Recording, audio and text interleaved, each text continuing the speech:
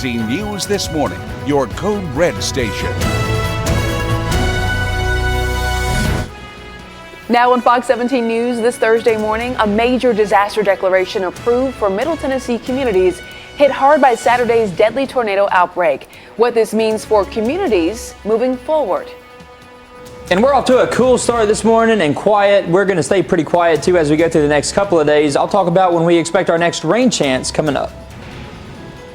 All right, Brett, glad to have you here with us on this Thursday morning. So we're going to get Fox 17 News this morning started off right now. I'm Jennifer Waddell. And I'm Erica Glover. We have continuing coverage as just last night, President Biden approved a major disaster declaration for the state of Tennessee. The president's action now making federal funding available to people impacted in Davidson, Dickson, Montgomery, and Sumner counties. We know at least 6 tornadoes touched down in the mid-state Saturday. The strongest storm packing winds of up to 150 miles per hour. 6 people were killed.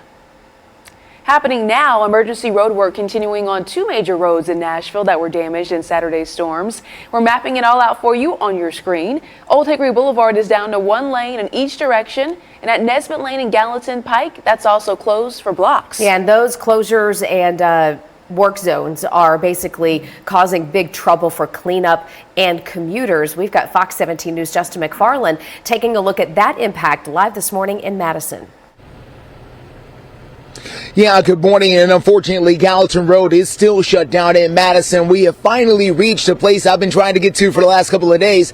That is the Lowe's here in Madison, and it is full right now of utility trucks. And pretty soon, the workers who drive these trucks will be back at it to begin another day of work and repair.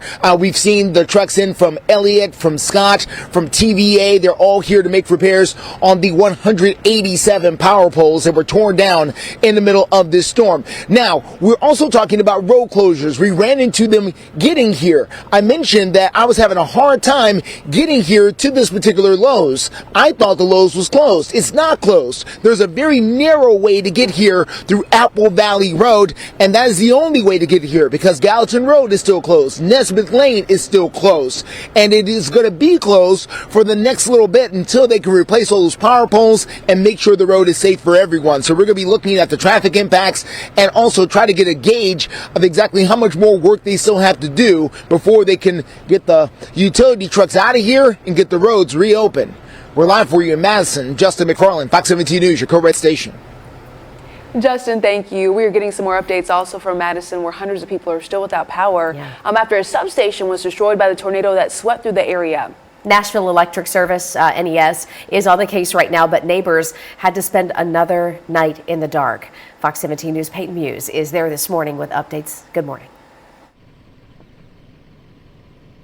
Good morning, Erica and Jen. So I'm in the neighborhood of Sherry Heights, and this is where the majority of the power outages remain. Now, when we were driving into here, one thing I noticed is that there were some houses that had power, some that were completely off. So it seems to be this area, although they're still working to bring the power back here. This each house, it's kind of like sprinkled throughout. So there's not exactly like one street that's fully without power. But Nashville Electric Services tells us about 935 homes are still without power right now, mainly here in Sherry Heights. Crews are continuing to work to bring the power back to these remaining Nashvillians. Now they're fixing broken poles and repairing transmission lines.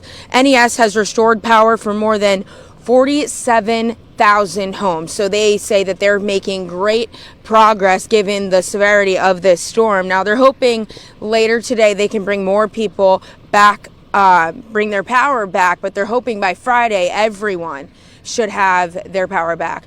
Reporting live for now in Madison, I'm Peyton Muse with Fox 17 News, your Code Red station. Fox 17 News dedicated to helping those impacted by the deadly tornadoes. That's why we're partnering with the Salvation Army. And we also want to let you know that it's really easy. Grab your phone, scan this QR code, and help victims. A donation can be made. Any amount really makes a difference. So again, go to fox17.com if you want to see this QR code on your screen. Right now, though, we're checking in with Brett. Yeah, Brett, we haven't had a chance to see you since all of the events over the weekend. It's good to have you here in the morning with us again. great job, keeping people safe and informed this weekend. Appreciate that, and great to be here on the mornings too. I love always filling in for y'all on the morning show. A really nice start to the morning, not any active weather going on. It is a calm and quiet start for us. There's a live shot over Broadway. 39 degrees, our current temperature right here in Nashville. We are clear to start out the morning, and that's exactly how we're going to stay as we head through the rest of the day. As far as any rain goes, no rain anywhere close to us. That is way out to the west of here, moving through parts of Kansas, Oklahoma, down into Texas as well. So we're not going to have to deal with any of that as we head through today and tomorrow. Temperatures right now a little cool for some areas, close to freezing. 32 right at it in McMinnville, 35 in Cookeville, 38. That's the current temperature up there in Clarksville. As we go through the rest of the day, we will warm up a little bit better. I think today should be a pretty nice day for us with plenty of sunshine. High temperatures right near 60, 61 degrees are high today. We'll keep it in the lower 60s Friday and Saturday and then get a little bit cooler as we head on in the next week. All right, Brett, thank you very much. Let's check in on steer clear traffic. For the most part, looking good out there on the interstates. This is a live look, I-65 at Old Hickory Boulevard. This is the exit just off I-65 for Madison. This is where we have Peyton Muse and Justin McFarland reporting live this morning. Quick reminder, Old Hickory Boulevard still with a lot of emergency road work, so it's down to one lane near Cedar Hill Park. We just found something on I-440 at West End Avenue, so we'll bring that to you next in a live look at steer clear traffic.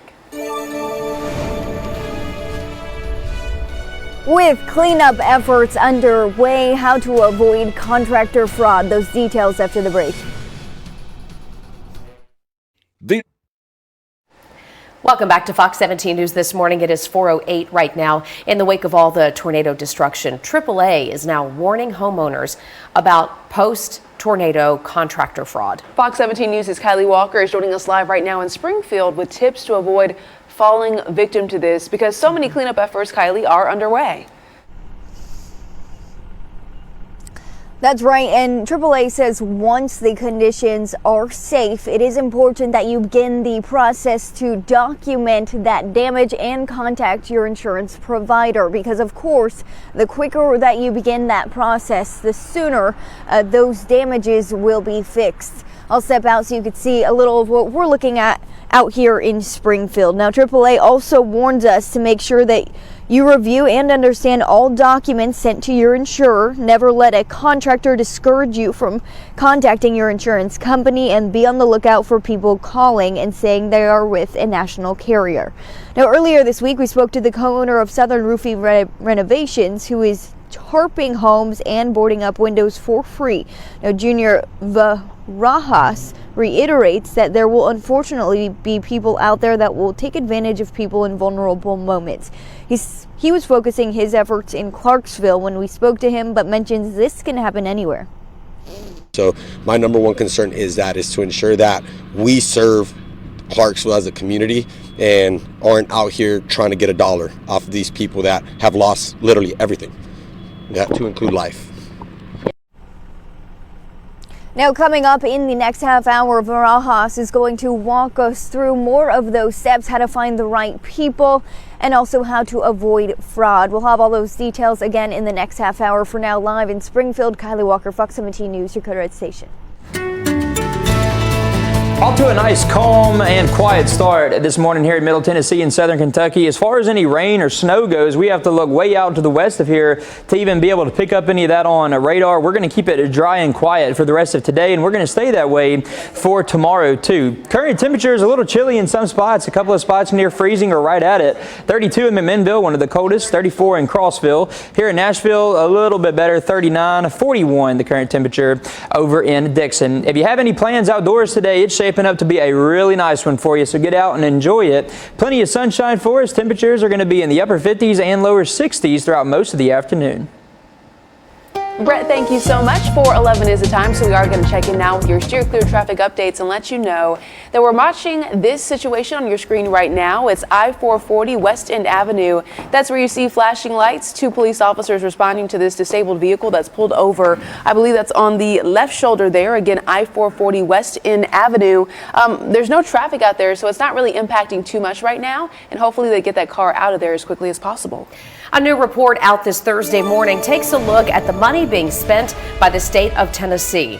We're going to take a closer look at the money that this report is focusing on this year. And House Republicans formalizing an impeachment inquiry into President Biden. What it means as the president ramps up his bid for re-election in 2024. Stay with us. Alerts.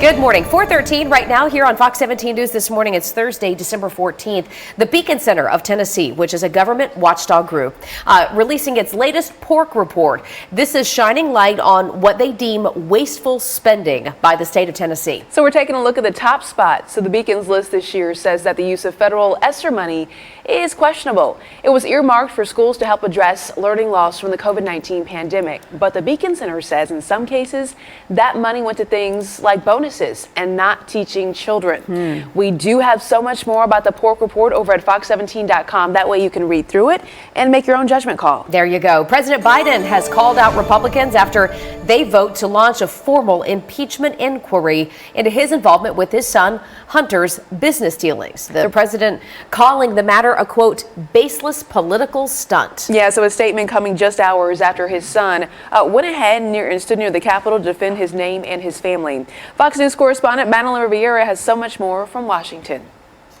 The yeas are 221 and the nays are 212. The resolution is adopted. The House formalizing an impeachment inquiry into President Biden with a vote split along party lines. Today's unanimous vote by our conference showed that we are united as a conference. Republicans believe the vote will now give them full authority like subpoena enforcement as they try to link President Biden to his son's business dealings. The move comes after Hunter skipped a closed-door deposition on Wednesday, wary of Republicans potentially distorting his testimony. Hunter says he will only testify in public.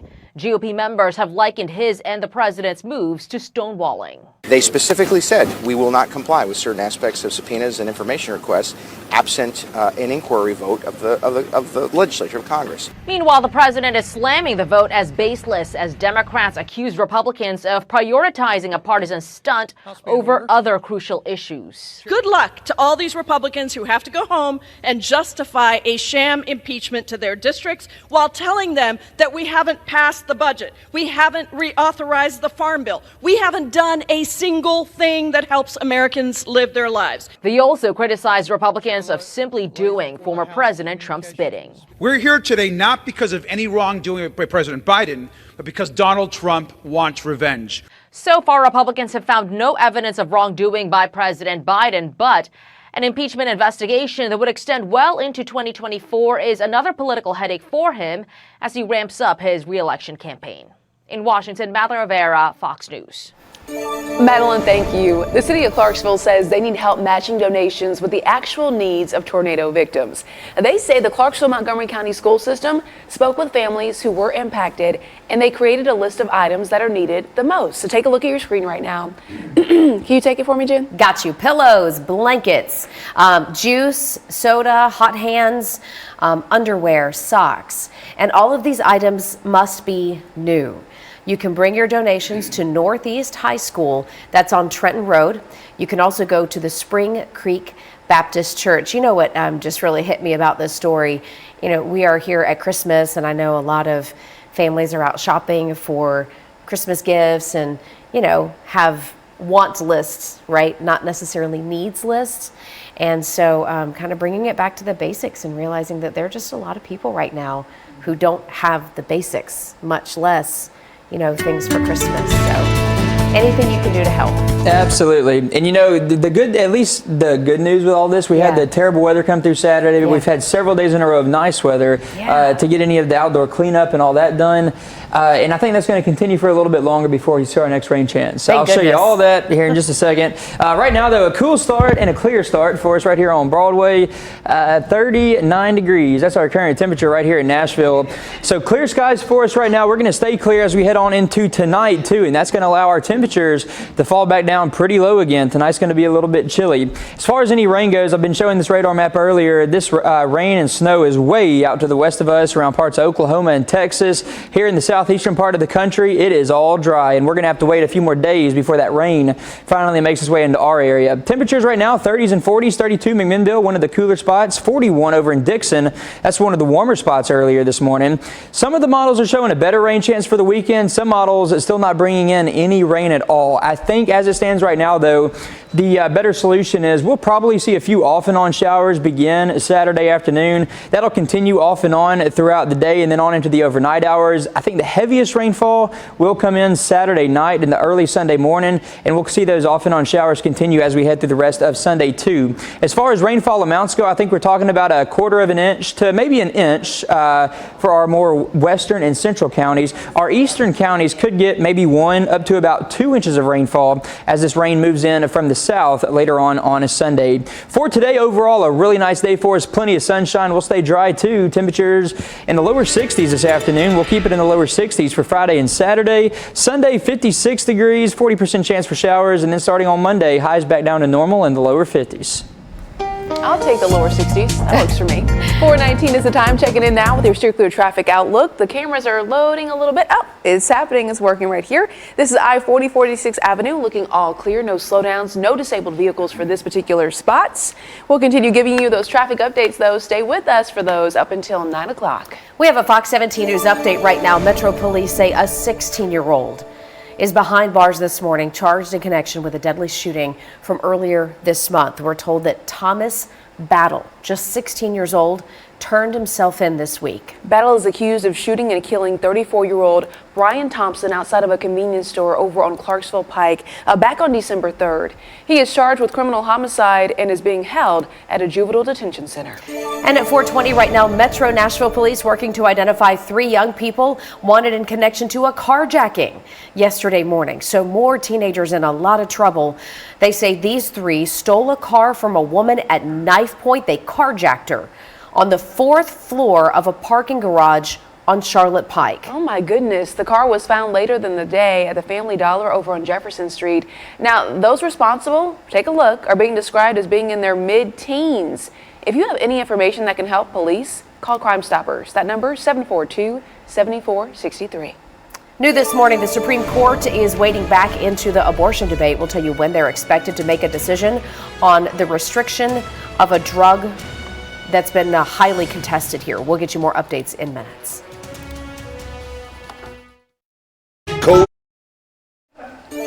At 4:23, the Supreme Court is wading into the abortion debate once again. We have the justices right now considering whether to restrict the abortion drug that has been used nationwide. The case concerns mifepristone, which coupled with another drug is one of the more common used here in the U.S. The scope of the FDA's authority is at the center of the dispute. What can they and can't they do?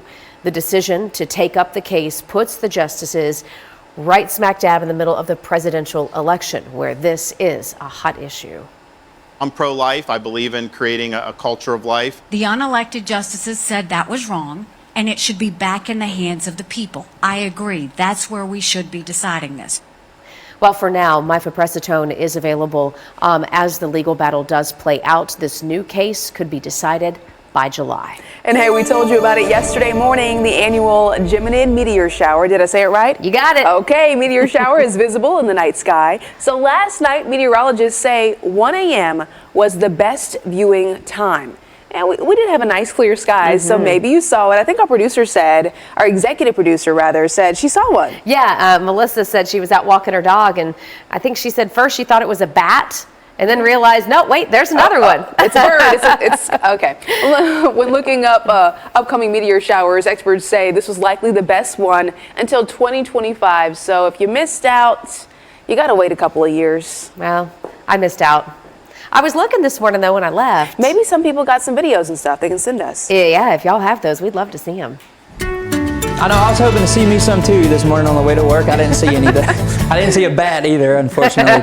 61 degrees, that'll be our high temperature for us this afternoon, and that's going to put us well above normal for this time of year. Typically, we're in the lower 50s. Normal high is 52, so we're going to go a little bit above that. And then for Friday and Saturday, high temperatures dropping down only about a degree or so. I think we're around 60 degrees for Friday and Saturday, the afternoon highs. Sunday down to 56, and then we are going to stay a little bit cooler as we head on into the following week. High temperatures in the lower 50s, so that's going to put us back closer to normal for the start and the middle of next week. As far as any rain goes, none today, none tomorrow. Saturday, a 30% chance. Some models, though, are still not showing much rain at all, so about a 30% chance we'll go with for some off and on showers beginning Saturday afternoon. Sunday, a 40% chance for showers, and then we are drier after that. Monday, Tuesday, Wednesday, I think we're going to keep things nice and dry as we head on into next week. This is for the following week, December 21st to the 27th. I think we're talking about warmer than normal temperatures across Middle Tennessee and Southern Kentucky. And then as far as that rain chance goes, I think we're going to be talking about drier than normal conditions for that same area for December 21st to the 27th. When it comes to what your highways are looking like right now at 426, we're keeping a very close eye on that situation as always. The good news is there are no slowdowns, really just not a lot of folks out there right now. I-40 Donaldson Pike, this is out near the airport. Nothing to worry about if you're heading out that way right now.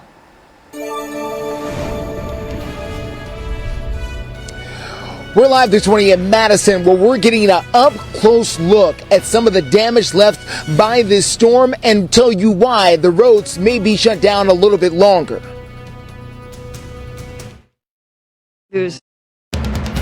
You're watching Fox 17 News This Morning, your Code Red station. Good morning on Fox 17 News this Thursday morning. We're tracking road closures that are still in place 5 days after the deadly tornado outbreak right here in the mid-state. How those emergency repairs are impacting your traffic commutes. Brett. Very nice and quiet start to us. Dark on those cameras still, but not much cloud cover out there at all. No rain to talk about either. I'll show you when we get our next rain chance in just a bit. And we'll show you the biggest issue in steer clear traffic. In fact, we'll get into the details of what's happening right now on I-440. Good morning and thanks for starting your day with us here on Fox 17 News this morning. Glad to be here for you. I'm Jennifer Waddell. And I'm Erica Glover. We're going to get started with continuing coverage this Thursday morning as the cleanup from Saturday's deadly tornado outbreak does continue. Just north of Nashville, there are some major roadways that are still closed for those emergency repairs. Yeah, in fact, I was driving through this area yesterday. I wanted to see for myself. We do confirm this morning parts of Gallatin Pike are still closed off and parts of Old Hickory Boulevard are close to impassable.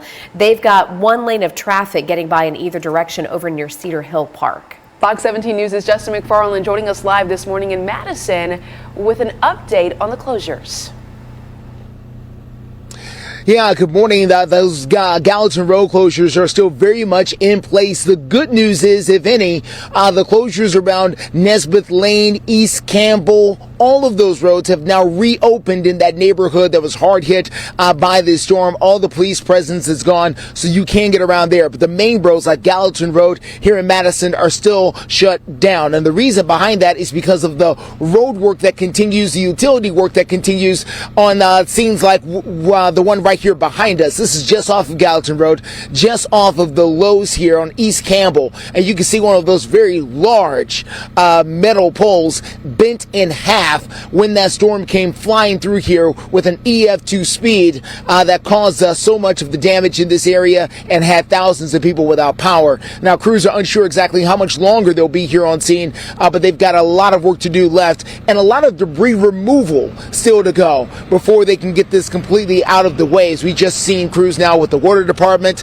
Verizon Wireless, we've seen AT&T, Xfinity, all out here doing the work to try and make repairs to this particular utility for the next few hours and days that they have been out here. Now, if you want to try to get past the closure on Gallatin Road, my best advice is to tell you to take Myatt Drive. Myatt Drive will work you up and around. It's going to take you an extra 10-15 minutes maybe, but that's going to be my best advice because, again, that road closure is still in place, and it will include 18-wheelers that are still trying to figure out a way to get around.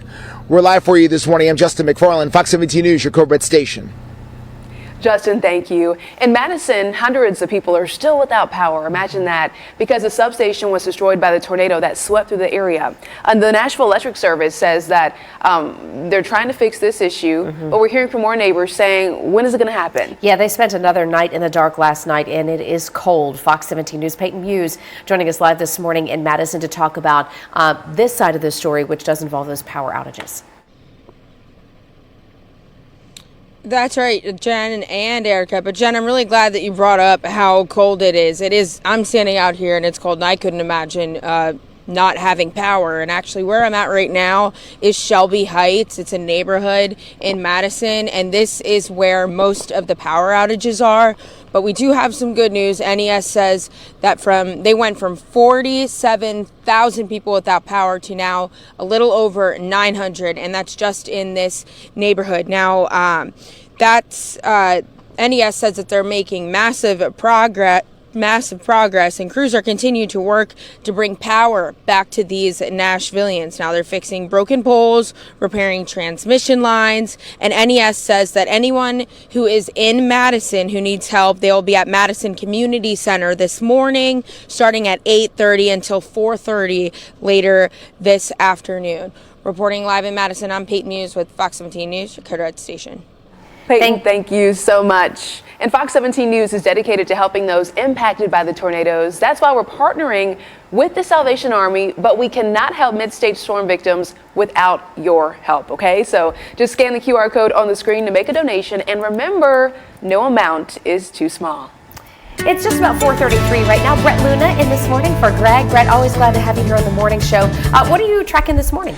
You know, really nothing, at least for right now, except until we get to the weekend. I mean, I guess if we had to choose one thing, it'll be the next rain chance, but it is calm weather, and we needed that calm weather this week, and we're going to get another couple of days of calm weather, but there is rain chance on the way for Saturday. I'll show you that here in a little bit. This is a live look over Broadway, and it is a calm start to the morning, quiet too. 39 degrees, a little bit on the cool side, mostly clear skies. We're going to stay clear as we head through the rest of today. Plenty of sunshine for us, and it'll be that way overnight too. As far as radar goes, there is nothing happening east of the Mississippi River, hardly at all, especially in the southeastern part of the country. You have to look way out west to even find any sort of a rain or snow. I think some rain is going to get here by the weekend, but we still have to wait a little bit longer for it. And a couple models still not bringing in much of a rain chance at all. I'll show you that though.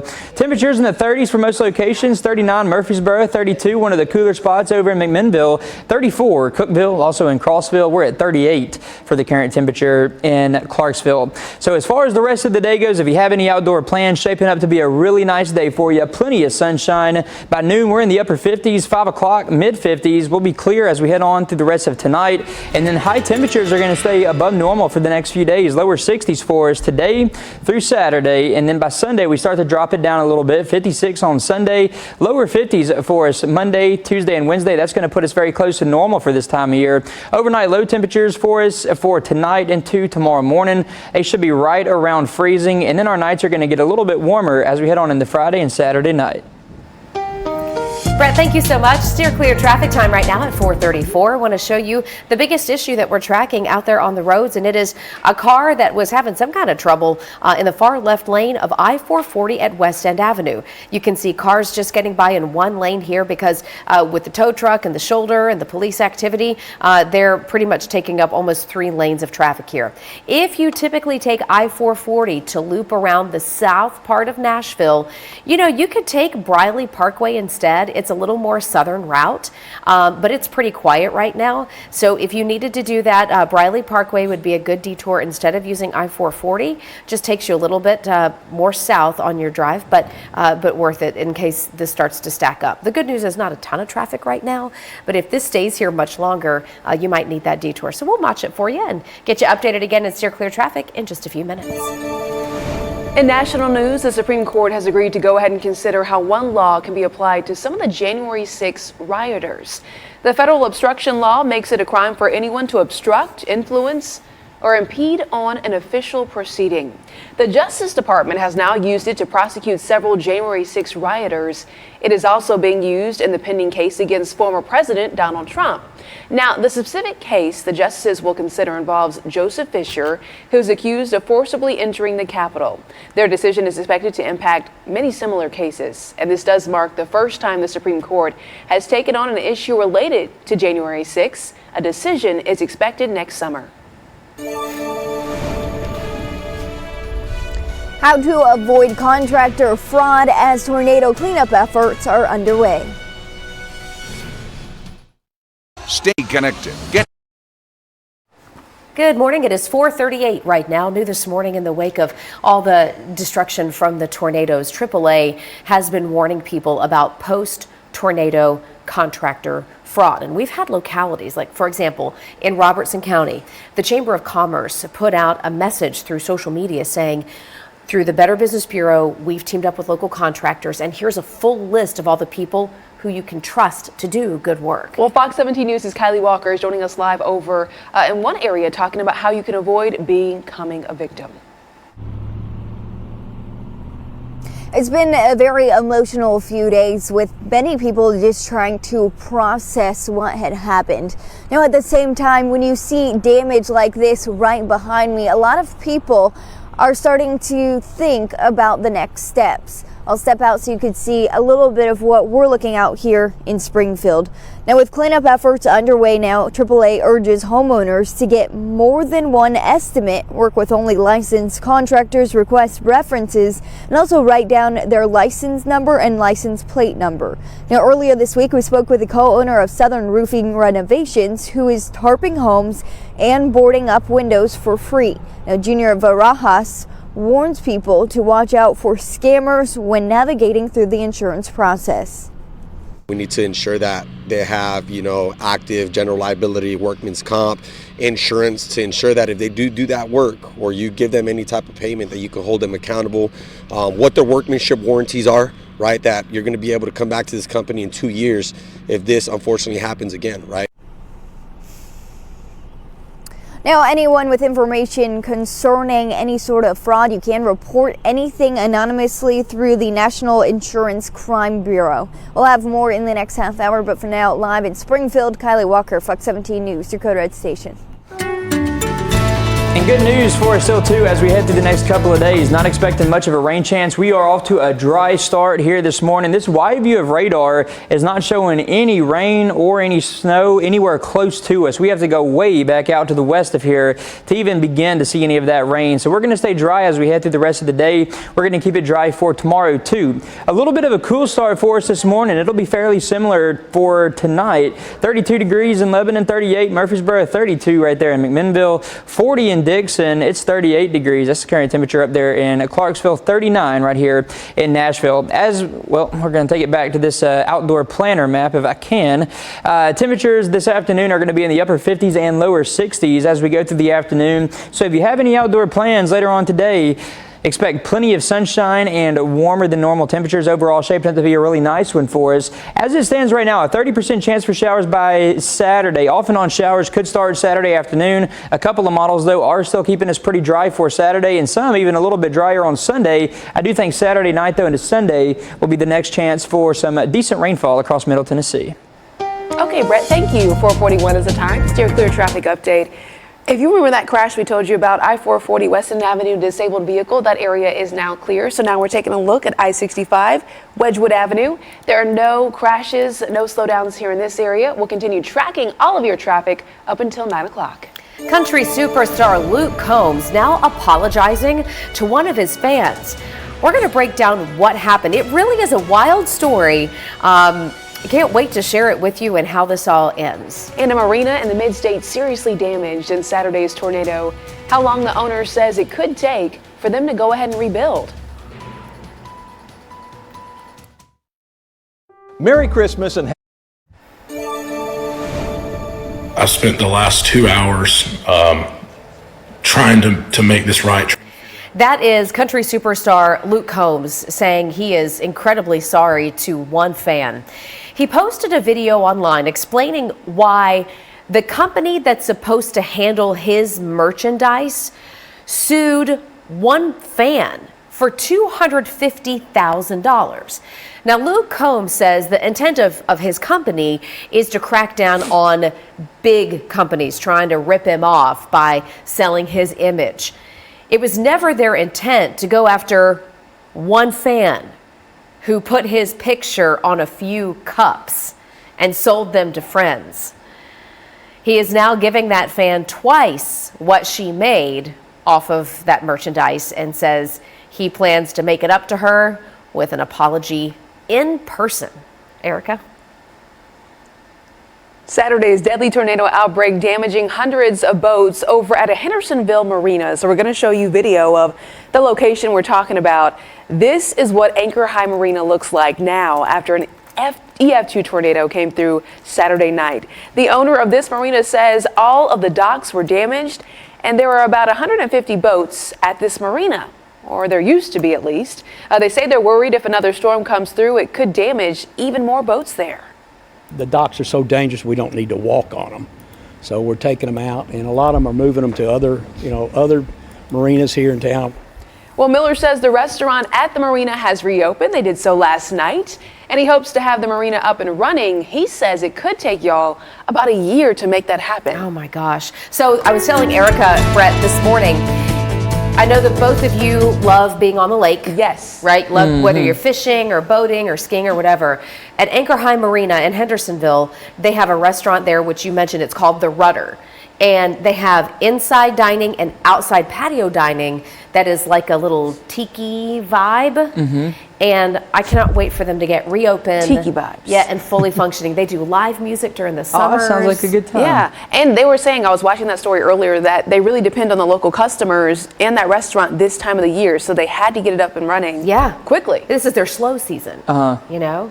Well, hopefully they get everything back up and going, and I know. So that we can go We're this all summer, good to Brett. go. Hey, That would be a great morning field trip. Yeah, let's do it. One morning when you're on the morning show. I'm totally down for it. We leave here, get Ryman. Yeah.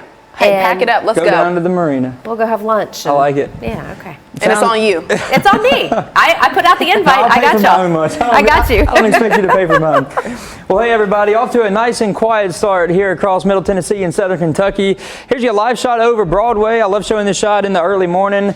Nice live shot right there. Pretty calm crowd, though. 39 degrees. That's our current temperature. Mostly clear skies. We're going to keep it clear as we head through the rest of the day, too. Still plenty of sunshine for us for the rest of today. All dry across the southeastern part of the country. We're not going to have to worry about any sort of rain for the rest of today or tomorrow. By the weekend, though, that might change up for us just a little bit. I've been talking about that rain chance possibly Saturday afternoon. Temperatures right now, 30s for most locations, 34 Clarksville. McMinnville coming in right at freezing, 32 over there in McMinnville, 40 degrees. That's our current temperature over in Dickson, just a little bit warmer over there. So as far as the rain chance goes for the next couple of days, we're not going to see any of that. By Saturday afternoon, a couple of models are trying to bring in some rain chance starting Saturday afternoon off and on into Saturday night, and then into Sunday morning on throughout the rest of Sunday too. Off and on showers going to be possible on a Sunday. I will say though that another model or two are not keeping this rain into our area. It's staying a little bit further south. So we'll see. As it stands right now though, I think it's a little safer to say that we could see some of those showers begin as early as a Saturday afternoon. As far as rainfall amounts go, about a quarter inch to an inch for our more western and centrally located counties. Our more eastern counties might get up to about 1 to 2 inches of rainfall as that rain tries to move through on a Saturday into Sunday. Overall, a good day for you today. No rain to worry about. Plenty of sunshine. 57 at noon, 55 degrees. Your temperature by 5 o'clock. And then as we go through the next couple of days, highs are going to remain above normal into the lower 60s. There's that 30% chance for showers Saturday, 40% on Sunday. Highs in the mid-50s Sunday. Monday, we get closer to average again with highs in the lower 50s. 52 for us on Monday and Tuesday.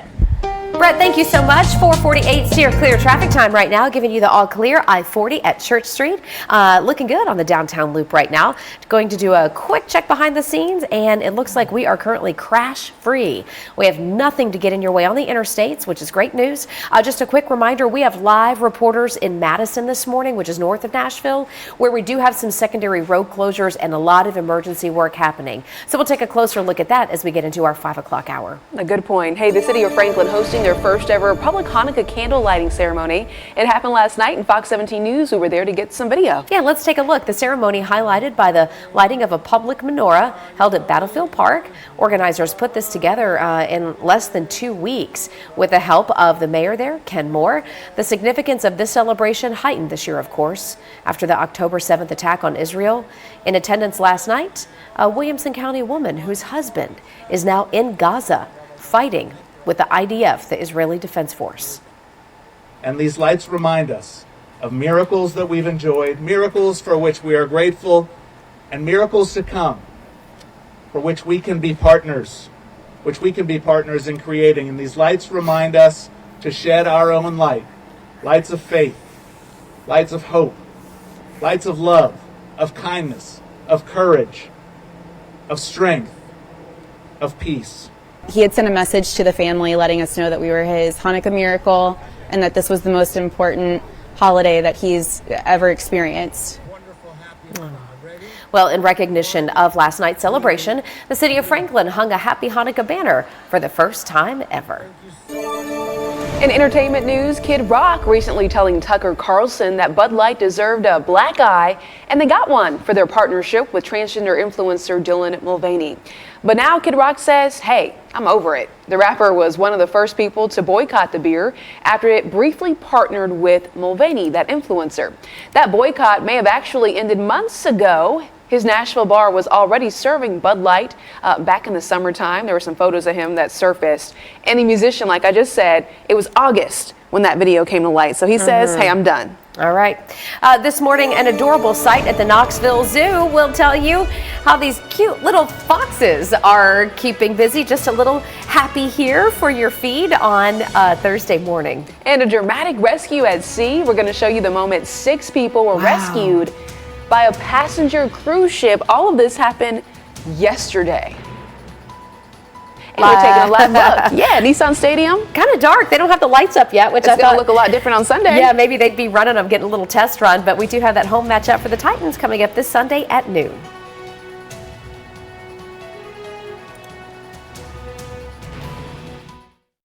The seed storm alerts. 4:53 is the time right now. Fox 17 News showing you several live looks, including this one. The Batman building all lit up there. And look at the temperature scrolling on the right side of your screen. It's pretty chilly out there, 38 degrees in some spots. So certainly grab your jacket, grab those hand warmers. A lot of volunteers are going to be up and at it this morning. So just think to dress accordingly. Yeah. Hey, we have a couple of foxes at the Knoxville Zoo getting a little taste of the beach. Here's a little something to make you smile this morning. This pair of bat-eared foxes playing in the sand. You know what this reminds me of? Have you guys ever watched a chinchilla clean itself? Can't say that I have. Yes. Yes, chinchillas roll themselves around in dust to clean themselves, and that's kind of what this reminds me of. The bat-eared foxes have been part of the Knoxville Zoo since 2021. By the way, bat-eared foxes originally from the African savanna, and they're named this way due to their big ears. That's why they like the sand. Oh, okay. Yeah. All right. By the way, their ears, some of them up to 5 inches tall. Huh. Like a little chihuahua. Interesting. The more you know, I guess. Yeah. That's pretty cool. Well, hey, good weather for us today. We had that nice stretch of clear weather, and we really needed that after the terrible weather moved through on a Saturday. This has given us several good days in a row of the nice weather, and we are clear, dry, and calm on Broadway early this morning. 39 degrees, that's the current temperature right here in Nashville. Mostly clear skies. We're going to keep it with plenty of sunshine, too, as we go through the rest of the day. Radar not able to pick up on anything anywhere close to us across the entire southeastern portion of the country. Basically, all areas east of the Mississippi River, too. It is totally dry early this morning. Temperatures right now, 30s to lower 40s, right at freezing in McMinnville, 32 there. 40 degrees over in Dickson. It is 38. That's the current temperature down there in Murfreesboro. If you have any plans later on today, shaping up to be a pretty nice one for you. Plenty of sunshine. Temperatures will be in the upper 50s, lower 60s later on this afternoon. We'll keep high temperatures in the lower 60s for us on Friday and Saturday. 30% chance for some showers on Saturday. A couple of models, though, are keeping us pretty dry. Sunday, a 40% chance for a few more showers. Highs will be in the lower 50s, putting us right at normal for Monday and Tuesday. Brett, thank you. Steer clear of traffic right now. Let's check on over by I-24 at Bell Road. This is giving us a live look now at the commute in from Antioch, and you can see no problems here. In fact, your drive-in this morning from Murfreesboro all the way up through Antioch and into Nashville is looking really good. We currently have no crashes reported anywhere in the mid-state, so if you're leaving here in the next few minutes, you've got the green light. 6 people stranded in the ocean near the Dominican Republic were rescued early yesterday, and all because of a nearby cruise ship, and we have the video, so take a look here. The cruise ship passenger, you can see, getting this video for us. There's a spotlight shining on a small orange emergency life raft, okay, carrying the stranded cargo ship crew members. All of this happened after the captain of the Carnival's Vista received an emergency alert about a small cargo vessel that had capsized. I mean, they were just lucky. Yeah, so this was not anybody that was on board the ship. This was something completely different. That nighttime video, really impressive. We understand that the captain of the cruise ship, though, immediately alerted, changed ship's course. They get turned around, they get over, stop to rescue them, bring them up on board the cruise ship, and then that cruise ship continued its journey after the Coast Guard cleared them. But what an incredible rescue there, yeah. Well, Oprah Winfrey is honored with a portrait at the Smithsonian National Portrait Gallery. This happened yesterday over in Washington, D.C. So there you go. Here is the unveiling. Again, Oprah Winfrey, the award-winning TV host, having her likeness added to the prestigious collection, which also includes portraits of Abraham Lincoln, former President Barack Obama, and Harriet Tubman.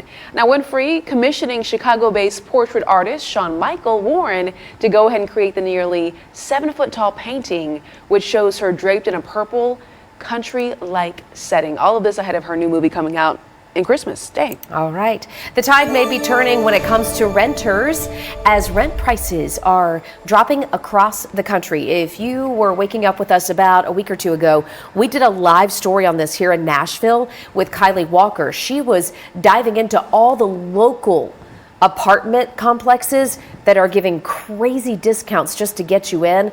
Real estate company Redfin confirms that the median asking rent price has dropped about 2% in the last month compared to the year before. And that comes out to about $1,967 on average. All right, $1,900 for rent right now. Redfin says that's the biggest drop, though, that we've seen since 2020. The company says that renters can thank the surge in construction, right? We have more supply, which is easing up the demand. We still know, though, that rent, all in all, is still 22% higher than it was compared to pre-pandemic. So if you're looking for a place to stay, or maybe you don't love your apartment and you want to find a new spot. Or your roommate. Yeah, right? Maybe you don't like your roommate. We have seen places offering free rent for 3 months, 5 months. Hey, that's good. No like hold money that you have to put down. So just make sure you read the fine print, all right, because sometimes there's a catch. Well, if you still have some holiday shopping to do, some extra cash, it could also come in handy. So here at Fox 17 News, we're talking about your chance to win some cash by playing our holiday trivia game. Yeah, all you have to do is open up the smartphone camera that you have and hold it up to the screen. It'll automatically give you a link. You tap the link, register, answer the question, and you get it right. You're entered to win that $100 Visa gift card. We do that every day, and then there is a weekly $5,000 drawing as well. So all you have to do is get the camera, zoom into the code, tap it, and you're on your way. Good luck. You're watching Fox 17 News This Morning, your Code Red station.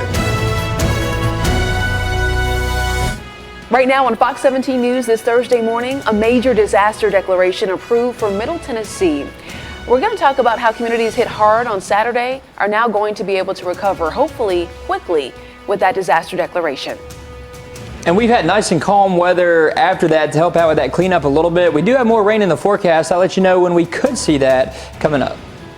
Good morning to you. Thanks for starting your Thursday with us on Fox 17 News This Morning. I'm Jennifer Waddell. And I'm Erica Glover. We're going to get started this Thursday morning with continuing coverage, as just last night, President Biden approved a major disaster declaration for Tennessee. The president's action makes federal funding now available to the following counties: Davidson, Dickson, Montgomery, and Sumner. Interestingly enough, Robertson County, where an EF2 tornado touched down, has been left off of that list.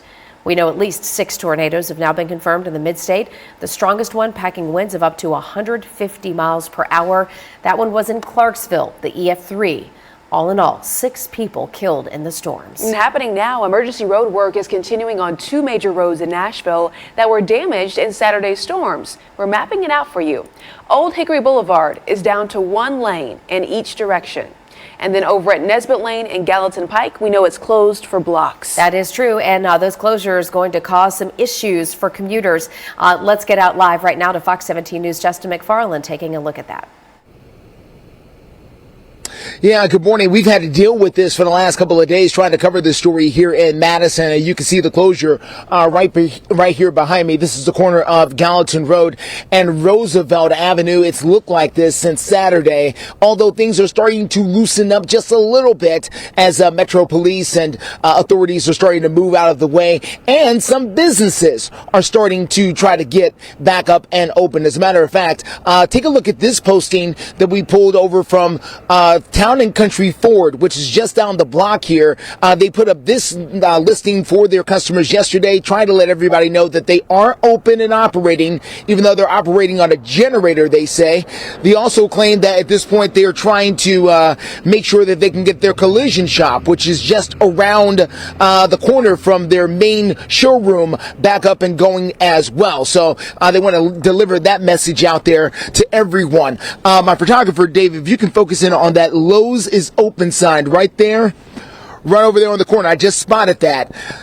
If we come back live, there is another sign over there, and it says Lowe's is open. Now, we've seen the parking lot of the Lowe's. It's very difficult to get to, but they say they are open and ready for business here in Madison. That is the location, of course, where the EF2 tornado came through and hit that substation right next door to the Lowe's very hard. But they say they are open and available for customers who do need them in this very difficult time in this community. We're going to continue to stay on top of it. But so far, the road here is still closed. We're live for you. I'm Justin McFarland, Fox 17 News, your co-ed station.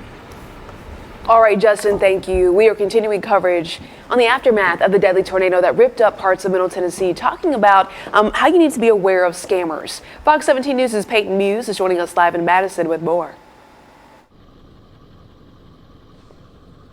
Now, I wanted to first off say, when we were driving into this area, I'm in Shelby Heights right now, and NES tells us that they're still without power. And as crews come in to help, restore some of the damages here, one thing that people do need to be wary of is, like you mentioned, scammers. So the FBI sent out a warning yesterday telling people, hey, you need to be careful when it comes to contractors. Make sure that they have their licenses. Make sure that they have, the appropriate things that they need. And you can check that at certain websites. You can check the Better Business Bureau to make sure that these businesses are reputable. Another thing that you can also check for is you should be wary of, is certain names. If something is a reputable company, it sounds familiar, and maybe the name might have changed a little bit, that's something that you should question. Another thing to be careful about is don't sign any paperwork until you know for sure. If somebody is coming in and kind of forcing you and wanting you to sign right away a contract in order to fix up your home, that's something that you should be wary of. Another thing you should do also when it comes to if they're asking for cash right away, never give anybody cash, especially when it comes to times like this, whether it's a charitable organization that might not actually be a charity. And another thing that people should also be wary of is using is if people are asking for cryptocurrency as a form of payment. That's something you should never do. One thing that you should do is use credit cards or a check. Reporting live in Madison, I'm Peyton Muse with Fox 17 News, your co-ed station. And we're off to a nice, calm and quiet start here across Middle Tennessee this morning. Here's a live look over Broadway right here at Nashville. Not any active weather going on that we're going to have to worry about. A very quiet start for us. Cooler though now, 34. Our temperature has dropped down. We're at 34 degrees right here at Nashville. Mostly clear skies. As far as any rain goes, there is none of that anywhere close to us. We're going to keep it dry for the next few days too. Temperatures right now, 30s and 40s most locations. A few spots are pushing down close to freezing now. 57 for our temperature at noon, 55 by 5 o'clock. 7-day forecast showing warmer than normal temperatures for the next few days. Highs in the lower 60s today through Saturday. We'll be in the lower 50s to start out next week. Brett, thank you. Let's check steer clear traffic right now. Honestly, all in all, looking really good on your morning commute. This is I-24 at Harding Place. So good morning to all of our friends starting out in Murfreesboro and then making that drive on in. You are good to go on I-24. We've got not a single issue to tell you about. Let's go to Vietnam Veterans Boulevard, Conference Drive. Look how quiet it is. No traffic yet on the bypass, maybe 1 or 2 cars getting by. So for all of our friends in Sumner County making that drive into Nashville this morning, you've got the green light as well. Looking good here in steer clear traffic. Coming up with cleanup efforts underway, how to avoid contractor fraud.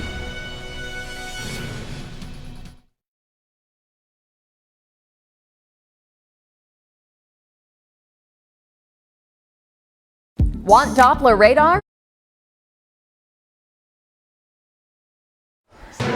Welcome back to Fox 17 News this morning. It is 5:09 and we are working right now as we continue our coverage of the deadly tornadoes to make sure that our communities are safe, that they're able to rebuild and also be aware of scams. You know, unfortunately, when you have situations like this, there are scammers that will try to take advantage of those who are at their weakest point. Yeah, AAA is now warning homeowners about past tornado contractor fraud. It's a serious issue. And our Fox 17 News' Kylie Walker is joining us live in Springfield. You're sharing tips to avoid falling victim as cleanup efforts are very much underway.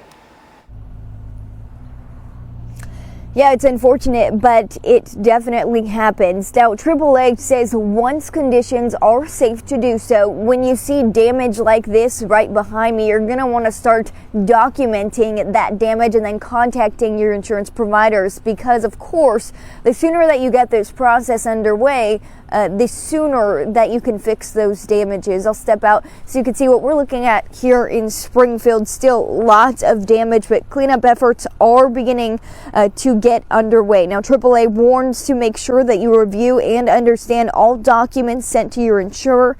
Never let a contractor discourage you from contacting your insurance company, and be on the lookout for people calling and saying that they are a national carrier. Now, earlier this week, we spoke with a co-owner of Southern Roofing Renovations who is tarping homes and also boarding up windows for free. Junior Barajas reiterates that there will unfortunately be people out there that will take advantage of people in their vulnerable moments. He was focusing his efforts in Clarksville when we spoke to him, but he mentions this could happen anywhere. So my number one concern is to ensure that we serve Clarksville as a community and aren't out here trying to get a dollar off of these people that have lost literally everything, that to include life. Now, coming up in the next half hour, we're going to hear some tips from Barajas and how to navigate through the whole insurance process. Again, that will be in the next half hour. For now, live in Springfield, Kylie Walker, Fox 17 News, your Code Red station. And fortunately, we have had some calm weather after the terrible weather moved through on Saturday. That has helped out with the recovery effort a little bit. No rain that we've had to deal with over the past several days now, and we'll keep it dry for the next couple of days after today too, or actually for today and tomorrow. Southeastern part of the country, it is all dry right now, and we are going to stay dry as we head through the rest of the day too, not expecting any sort of rain chance. Temperatures right now, we are in the 30s and 40s, 34 degrees right here in Nashville. Later on this afternoon, though, it does get warmer, plenty of sunshine with temperatures in the upper 50s and lower 60s. Brett, thank you so much. Let's check steer clear traffic right now. I'm going to give you a live look. I-40 at Briley Parkway.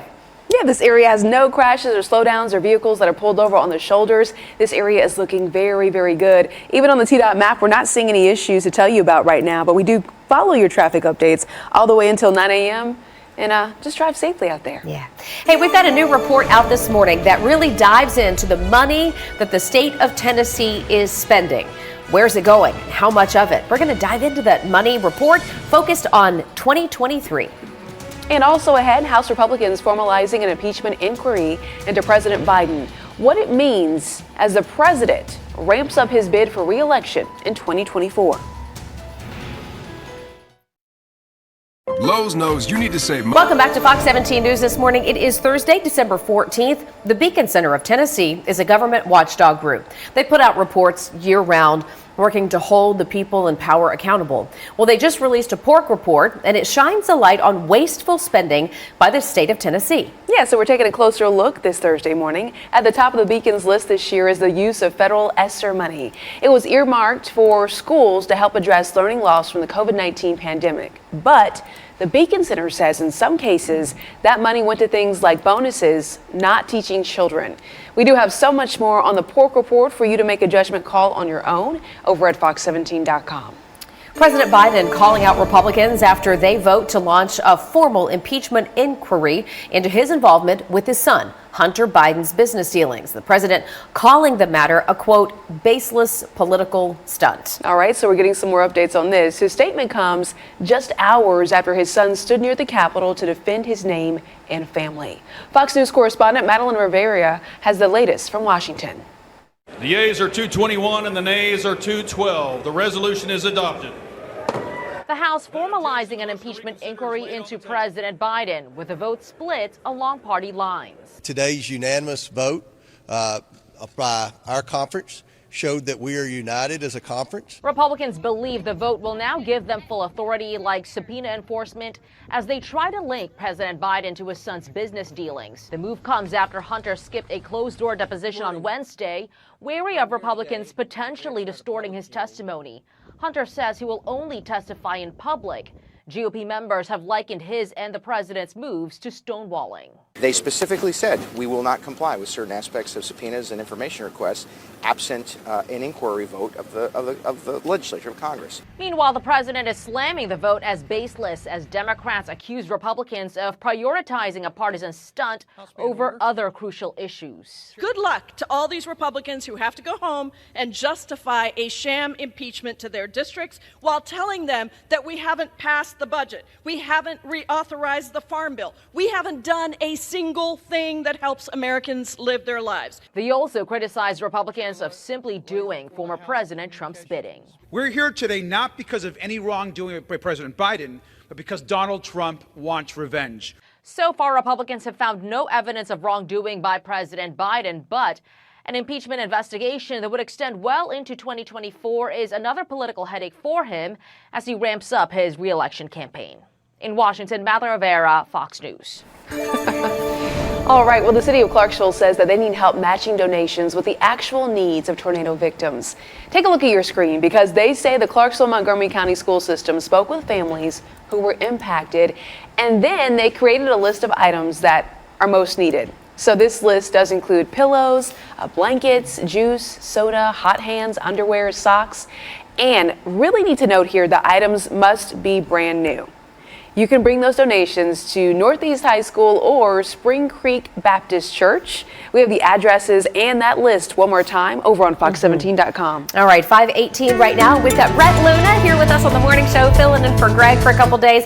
Brett, we love having you here. I know it's been a long week. It's been a little bit of a week, that's for sure. Yeah, but do you feel like you're starting to see a wrapping up of the investigation into the tornadoes? Like, we were wondering yesterday if the National Weather Service was going to do any more surveying. Yeah, all those are done. Okay. So all that is done with now. It's just the cleanup and the rebuilding and all that we have to worry about. But you know, fortunately, we've had really good weather for the cleanup too. It's been very calm and quiet, and that's how we're going to stay for the next couple of days, at least today and tomorrow. But then by the weekend, we could see a few showers try to move into the area. Some maybe moderate rainfall late Saturday on into Sunday. Here's your live look over Broadway. A nice start for us this morning. No clouds out there hardly at all. 34 with clear skies, 34 the current temperature. Most areas are pretty chilly. As far as any rain goes, there is no rain anywhere close to us. It is all dry. Current temperatures are in the 30s and 40s across Middle Tennessee. We're going to warm up nicely though later on today. As far as any rain goes, this model is bringing in a chance for some off and on showers starting Saturday afternoon. That'll carry on over into Saturday night through Sunday too. There are a couple of models though that are keeping us fairly dry dry for the weekend, but as it stands right now, I think a fairly safe bet is to say we could see some of those off and on showers begin as early as a Saturday afternoon. As far as rainfall totals for Saturday afternoon through Sunday, I think we're talking about a 1/4 inch to a 1/2 inch for our 1 inch for our western and central areas, closer to 1, maybe up to 2 inches for a few spots in our more eastern counties. High temperatures in the lower 60s for us for Friday and Saturday, then we're in the lower 50s, right around normal for Monday and Tuesday. We're going to check in now. Let's see what the highways are looking like for your steer clear traffic update. This is I-24 at Harding Place, and you can see on your screen there is no heavy traffic right now. This is looking really, really good. Again, I-24 at Harding Place. You are given the green light. We have a Fox 17 News update this morning. Metro Police say a 16-year-old is now behind bars, charged in connection to a deadly shooting that happened earlier this month. We understand that Thomas Battle is now in custody, turning himself in earlier this week. And Battle is accused of shooting and killing 34-year-old Brian Thompson outside of a convenience store on Clarksville Pike. It happened back on December 3rd. He is now charged with criminal homicide and is being held at a juvenile detention center. Another update here this morning as police are searching for 3 young people who they say carjacked a lady in a parking garage. You're taking a look at a surveillance picture of the 3 teenagers. Police say these 3 boys stole a car from a woman at knife point on the 4th floor of the parking garage that's on Charlotte Pike. Man, that is so scary. And take a look at your screen for the photo here. The car was found later in the day at the Family Dollar over on Jefferson Street. Now, those responsible are described as being in their mid-teens. If you have any information, maybe you recognize these teenagers, you were asked to call Crime Stoppers. That number, 742-7463. And new this morning, the Supreme Court of the United States wading back into the abortion debate. We'll tell you about the debate that will happen regarding a drug that is commonly used in the procedure. And at 521 Fox 17 News, we love to show you some live looks out in our communities. How about this live look looking at the Nashville skyline? Chilly start to your day. Grab a jacket. Your full forecast just ahead. This Christmas. Making national headlines this Thursday is the Supreme Court, which is wading into the ongoing abortion debate. Justices right now are considering whether to restrict the abortion drug nationwide concerning mifepristone when it is coupled with another drug. That is one of the more common procedures used here. The scope of the Food and Drug Administration also at question. How much authority do they have in this, the FDA? So the decision to take up the case, putting justices right in the middle of the presidential election, where this is obviously a hot issue. I'm pro-life. I believe in creating a culture of life. The unelected justices said that was wrong, and it should be back in the hands of the people. I agree. That's where we should be deciding this.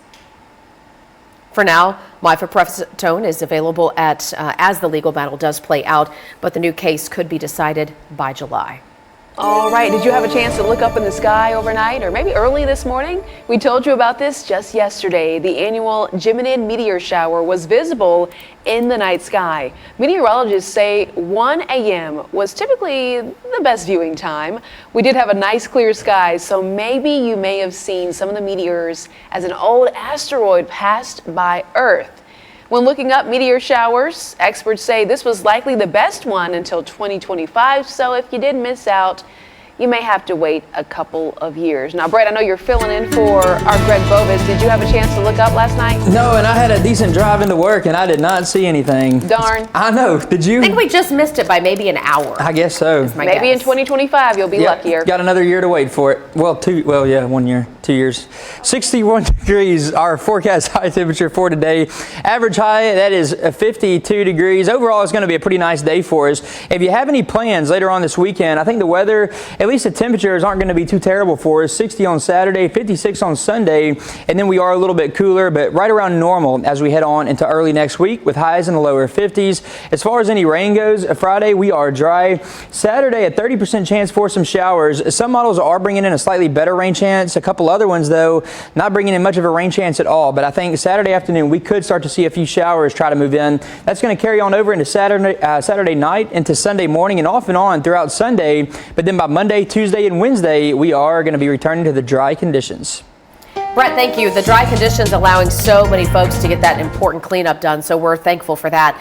Steer clear traffic, thankful for a nice smooth commute this morning. This is I-40 at White Bridge Pike. A few truckers sleeping off on the shoulder, but that's the usual. Your morning drive-in from Bellevue could not be any better. You are at the speed limit or even a little bit better moving through here. Let's take another look at one more camera we got popped up. I-40 Donaldson Pike by the airport. Looking good if you have to get an early morning flight or maybe you had to pick somebody up from a red eye. No delays at the airport right now. And the headlights that you see coming towards you, those are all of our commuters from Mount Juliet, Hermitage, Lebanon. No problems on I-40 coming into Nashville. At 527 Fox 17 News, want to make sure that you take the look at these live looks that we're showing you of different communities that are hard hit. I was searching fox17.com. So many of you were asking how you can help. Search GoFundMe over on fox17.com. Direct link to all those accounts set up for folks. Still working on your Christmas list? You're watching Fox 17 News This Morning, your Code Red station. Good morning. It's 5:29 right now. Fox 17 News tracking road closures that are still in place 5 days after the deadly tornado outbreak. We're going to make sure you know how to get where you're going on time and avoid some of those backups as emergency repairs are still impacting traffic. And just another calm and quiet day for us here in Middle Tennessee. Plenty of, it's actually all clear skies. We're going to get plenty of sunshine later on today. Dark right now, but plenty of sun. I'll show you when we expect that next rain chance in just a bit. Clear skies and hopefully clearer highways out there as we try to get you out the door safely and save you some time. Your Steer Clear traffic updates on the way. All right. Thanks so much for starting your Thursday with us here on Fox 17 News This Morning. I'm Jennifer Waddell. And I'm Erica Glover. We're going to get started this Thursday morning talking about our continuing coverage when it comes to tornado devastation and the road to recovery. Right. When storms like this move through, and unfortunately we have to deal with, this fairly regularly, it's not just a one and done and you move on kind of a thing. I mean, these are storms that impact people deeply for days, weeks, and months to come. And here we are 5 days later, and we still have closures of main roads impacting our traffic. It's a big issue. Right now, Fox 17 News' Justin McFarland joining us now live out there with how the closures could impact folks' commute. Yeah, good morning. We are talking about the closure of Gallatin Pike in particular here in Madison this morning. Now, Gallatin Pike is right next to me. The road I'm on right now is the road that leads over to the Town and Country Ford. It is still shut down even as we speak, along with a few others here around this particular area. They've been trying to conduct their business here. This dealership has been here for decades, but they've had a hard time doing so. As a matter of fact, I wanted to draw your attention to something they put on social media recently. They were trying to direct people to get to their facility. Take a look here if you can. I want to start at the middle of the paragraph. It says, and see if you can follow the directions. To get to our main facility from Myatt Drive, turn onto Roosevelt to Delaware, turn right to cross Anderson Lane at the school to Sevier Avenue, and then left on Pierce, then left in front of the Town and Country Ford. Okay, can you follow all of that? You see, you read that? We got here, but it was a bit of a challenge, I have to admit, following all the different cues there. This is just part of what people are having to do just to conduct business here while that road shutdown continues on. Now, we have seen crews working hard to try and get it back up and open. The question is, how much longer is it going to take them? Well, they've got to replace a lot of equipment. We're going to get an up-close view of that coming up here a little bit later. Plus, we're going to take you over to another business that has been hard hit by this storm. That's the Lowe's here in Madison, where they are also back up and open, but things are also a little bit different over there as well. We're live for you this morning. I'm Justin McFarland, Fox 17 News, your Code Red station. Justin, thank you. Continuing coverage now on the aftermath. And while we've got crews working to get roads reopened, we have power crews that are still trying to get people heat and lights back on. Yeah, Fox 17 News' Peyton News joining us live in Madison with more on the power problems. Good morning, Jen and Erica. So actually right now I am in Shelbyville. It's a neighborhood. It is it is in Madison, and this is the one neighborhood where they are still needing power. It's cold outside right now. I could only imagine how some of the people here are feeling. But when we actually drove in on this road, there was a few houses without power. This is a big neighborhood, so it's like sprinkled throughout, but NES tells us that about 935 people are still without power, mainly in Sherry Heights, that's where I'm at right now. Crews are continuing to work to bring power back to these remaining Nashvillians. Now they're fixing broken poles, they're repairing transmission lines, and NES has restored power for more than 47,000 homes, so they say they're making big progress. Now, NES also tells us that they're hoping that they can get more people with power today, and then hopefully by Friday, everybody should be back with power. Reporting live in Madison, I'm Peyton Muse with Fox 17 News, Code Red Station. Unfortunately, we have had good weather for all the cleanup after those tornadoes that moved through Middle Tennessee on a Saturday. It has been pretty clear weather for the several days after that, and we're going to keep it that way for the rest of this work week. Right now, a live look over Broadway, just some of the workers out there. It is not a lot happening otherwise, and calm weather. 34 degrees, our current temperature right here in Nashville. Mostly clear skies. We're going to stay mostly clear as we go through the rest of the day. Plenty of sunshine for us later on. Here's your radar view. Radar not showing any sort of activity in the southeastern part of the country. It is all dry right now. We have to look way out to the west to even find any sort of rain really popping up on the radar. 30s right now for most locations. 32 at freezing in McMinnville. 31, a degree below that in Crossville. And we're at 39. That's the current temperature over in Dickson. As we head through the rest of the day overall, shaping up to be a pretty good day for us. Temperatures should be in the upper 50s and lower 60s throughout the afternoon. And then for your 7-day forecast, highs will be in the lower 60s Friday and Saturday. Mid 50s on Sunday, and then we get a little bit cooler for Monday. A slightly better chance for showers Saturday and Sunday. Stay clear. Traffic time right now at 5:35. Still accident free in the mid-state. This is Vietnam Veterans at Gallatin Pike.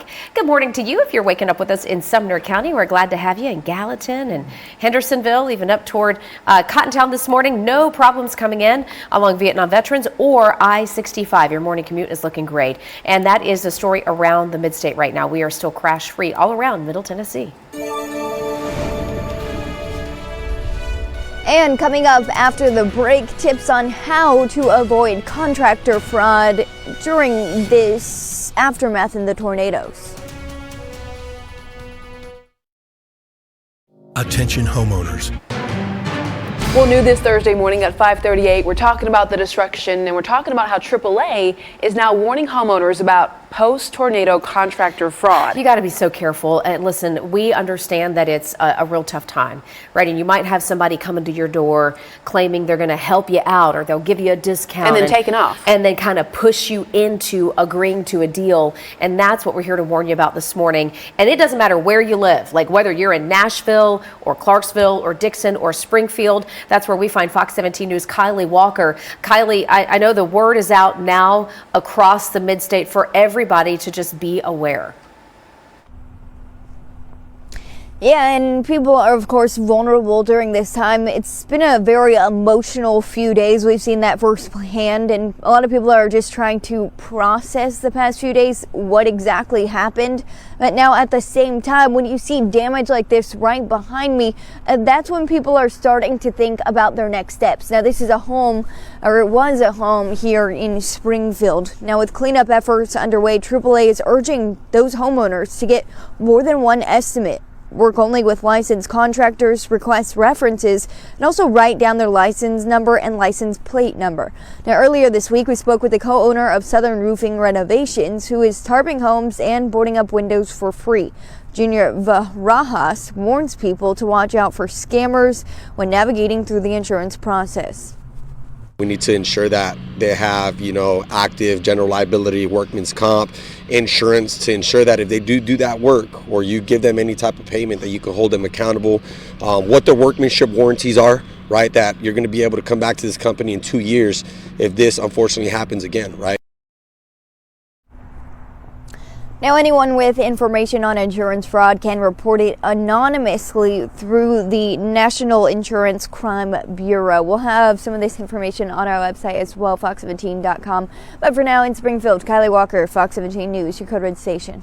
Hey, Kylie, thank you. Brett, I was just thinking, this is one of those days in Springfield where Kylie is live, where crews are going to be out picking up your debris. So just a quick reminder to have your debris out by the street, between like the curb and the street, so they can pick it up for you today. There you go. Good advice right there. And a lot of cleanup still going on after those tornadoes moved through on Saturday. Fortunately, it has been nice, sunny and dry weather for a lot of these days to get any of that cleanup done. No rain anywhere close to us right now. Temperatures are a little bit chilly to start out this morning.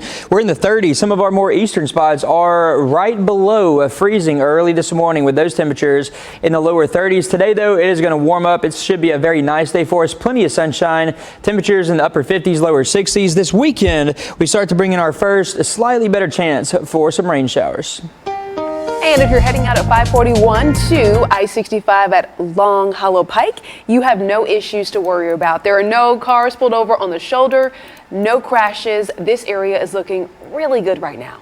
Country star Luke Combs is apologizing to one of his fans. Listen up, if you are someone here in the mid-state and you like to make t-shirts, mugs, stickers, hats with like people's faces or sayings, right? No, a lot of people have this for a side hustle. Stick around because you're going to find out what happened to one fan when she was caught in the middle of a lawsuit after she was making that kind of stuff. And there's a marina with a really popular restaurant here in the mid-state that was seriously damaged during Saturday's tornado outbreak. So we're speaking with the owners, finding out how long it's going to take before they could rebuild everything there. This holiday season.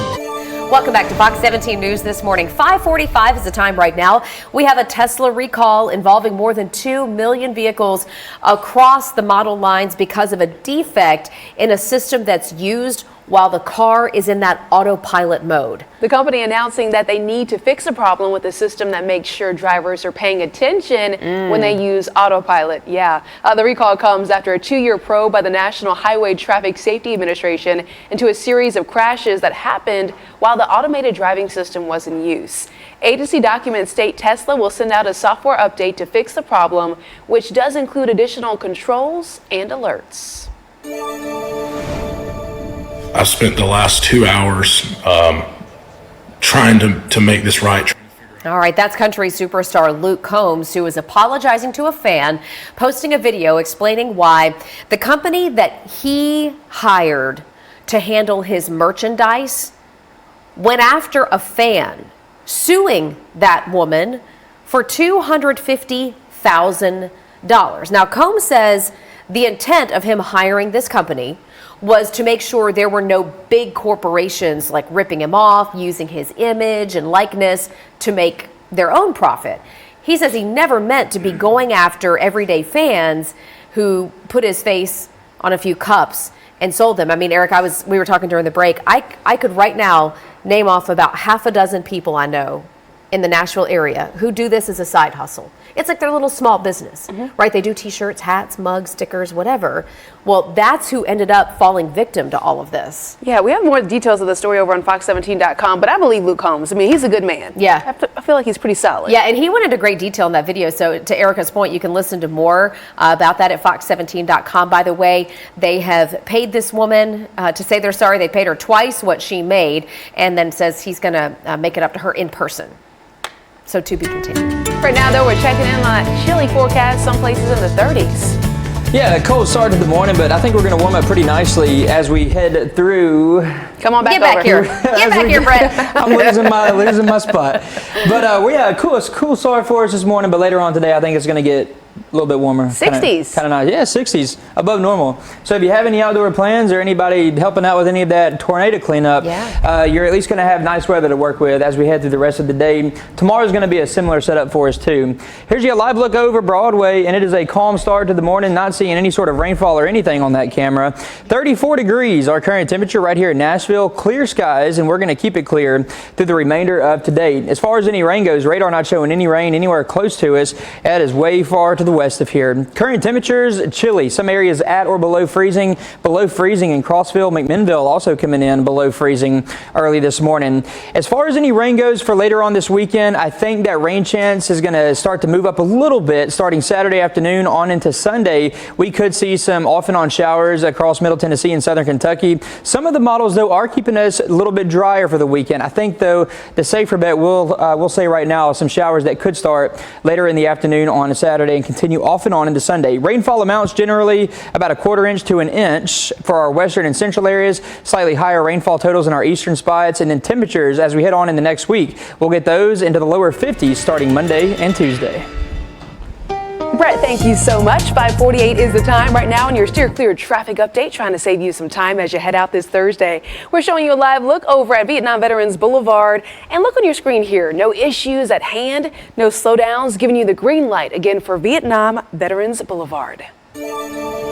Well, the city of Franklin hosting their first ever public Hanukkah candle lighting ceremony. It is the Jewish celebration of lights, a time of reflection and unity, and the triumph over light, over darkness. The ceremony highlighted by the lighting of a public menorah. Take a look here. It was held over at Battlefield Park.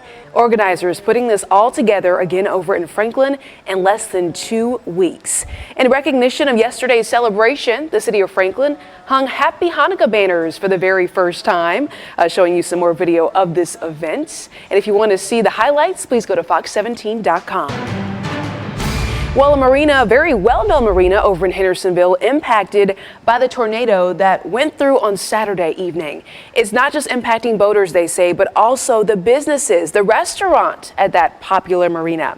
Fox 17 News' Caitlin Miller joining us from Anchor High Marina in Hendersonville with more on the work ahead. We spoke with the owner of this marina who says that he was sick to his stomach when he saw all of the damage from the tornado. Several boats were impacted, and he says all of the docks were affected by this tornado. This is what Anchor High Marina looks like now after an EF2 tornado came right through it Saturday evening. Mitch Miller, owner of Anchor High Marina, says all of the docks were damaged, and there are 150 boats at this marina. Miller explains that they're worried if another storm comes, it would damage the boats even more. The docks are so dangerous we don't need to walk on them. So we're taking them out, and a lot of them are moving them to other marinas here in town. Miller says this way these boats can be in a safe place for the time being and then will hopefully return to this marina. The restaurant here at the marina, The Rudder, just reopened, and the owner of the marina hopes to have the marina reopened within a year. Reporting from Hendersonville, I'm Caitlin Miller, Fox 17 News, your Code Red station. Okay, the Rudder is reopened. Caitlin, thank you so much for that report. It is our goal to always here at Fox 17 News keep you in the know. And here's the easy way that you can stay in the know. You can sign up for our Fox 17 News daily newsletter. That way when you wake up in your morning and you check your phone, you get that delivered straight to your inbox. Go to fox17.com, our homepage, to sign up. There is one sport that has been helping elderly folks improve their mental health, and I think you've heard of it. What researchers are saying about pickleballers. Do you like pickleball? And has tipping gone too far? The debate about tipping is continuing, so we're going to have a discussion here on Fox 17 News, and we want to know what you think about tipping. 5:51 is the time this Thursday. We're showing you a live look of Metro Center. The sun not up just yet, but guess what? Today, we're going to be in the 60s. It's going to be great weather for folks who are going to be out cleaning up storm damage and helping out volunteering. What you need to know about the volunteer opportunities on Fox 17 News. Still working on your Christmas list? Welcome back to Fox 17 News this morning. We are teaming up with the Salvation Army to try to help our community so deeply impacted by the deadly tornado outbreak. So we have on your screen right now the QR code that links us to the Salvation Army so that you can safely and securely make those donations. We've talked so much about the concern for scammers, bogus charities that might be setting up, trying to take your money. This is a good, safe, legitimate way to donate, and you know where that money is going right here in the mid-state. So you can scan the QR code that's on your screen now, or if you'd like to learn more about our partnership to try to help our communities, just head to fox17.com. All right, I love this next story because it's my hometown. What? Yeah, Santa Claus using a fire truck to spread cheer to kids. Can I read this? Do it. All right, thank you. Santa and his elves being hoisted from a fire truck ladder to share with Some community children over in Shadowwood and other neighborhoods. This is over in South Carolina. It's part of the yearly Santa runs by the nonprofit Dutch Fork Fire Rescue. So Dutch Fork is part of your hometown? Yes. That's incredible. So they've been doing this for a long time, They right? have good folks from that area. You know, me included. Well, of course. Do they have a little plaque for you there yet? No, not yet. I'm working on it though. But these folks right here, they deserve all the recognition. Yeah. I mean, they do this tradition to bring so many smiles to the kids' faces and just joy to the entire community. And folks just really look forward to it. You gotta love it. I mean, and listen, we work every morning to bring you stories like this, a little positivity, bring you a smile, and remind you that there are a lot of good people in this And I promise I didn't pay the producers to put that in there. Okay, I just I'm gonna investigate. Well, hey, great weather for us today if you have any sort of outdoor plans, and unfortunately all that cleanup still going on. Good weather for that though. 61 degrees, our forecast high temperature for today. Average high this time of year is 52, so we're going to be very close to normal overall. Just a very pleasant day for us, especially considering where it could be this time of year. Temperatures for the next couple of days on into the weekend, lower 60s. Sunday we're down a little bit, down into the mid 50s. Early next week we're going to have those temperatures go back a little bit closer to normal into the lower 50s. As far as any rain goes for us for the next few days, I think tomorrow we're dry, but then by Saturday we bring in a 30% chance for some showers. By Sunday we're going to bump that up a little bit higher to a 40% chance for some showers. I will say though, a couple of the models though are still keeping us fairly dry for the weekend, but I think it's a semi-safe bet to say that we could see some of those showers start as early as Saturday afternoon off and on. December 21st to the 27th, we're going to be talking about warmer than normal conditions more than likely, and for that same time frame, near normal to slightly drier than normal for the rainfall. Alrighty, Brent, thank you so much. Let's get into steer clear traffic. Starting to see a bit of a jam up at the junction. This is I-40 and I-24. This is folks who are coming in from southeast of town, so say Antioch, and then also west of town like Mount Juliet. We have a near standstill for folks coming around the bend here, so watch out. We are seeing that morning congestion already start to pile up as you come into Nashville. Not worth a detour just yet, kind of part of that typical commute, but you know, that's this area is a bit of a blind curve as you're coming around it, and so just be extra careful as you approach. We'll get another look at steer clear traffic in just a few minutes. If you still have some holiday shopping to do and you need some extra cash, it could come in handy, of course. Well, we're telling you about our holiday trivia game here at Fox 17 News and how you can play in the QR code. Yeah, I'm leaving here this morning and going straight to do some Christmas shopping. I still have too much to do, but we hope to help you out by giving you a $100 Visa gift card. And to win that, all you have to do is play our trivia contest. You scan that QR code, you'll get a link to register to answer today's question. You get it right, you're entered for the $100 gift card plus the weekly $5,000 drawing. Okay, and maybe if you win the cash and you scan the QR code and you become eligible, then you can go out and get a pickleball paddle. Are you buying pickleball stuff for anybody in your family this year? Well, I say that because it goes into our next story, because pickleball paddle might be the best medicine for the elderly. That's some new research coming to our newsroom. Yeah, and it suggests that the newly popular sport could be real beneficial for our senior citizens. The survey supporting caregivers company Carewell polled 1,000 Americans about the impact that pickleball has had on their psyche. And the researchers found that nearly 70% of older adults who play pickleball report their stress and anxiety dropped after playing the sport. Half of the seniors said that they value the sense of community that also comes with pickleball, and they experienced enhanced cognition and increased self-esteem. I'm not going to argue with any of that. I just have questions about an increase in injuries.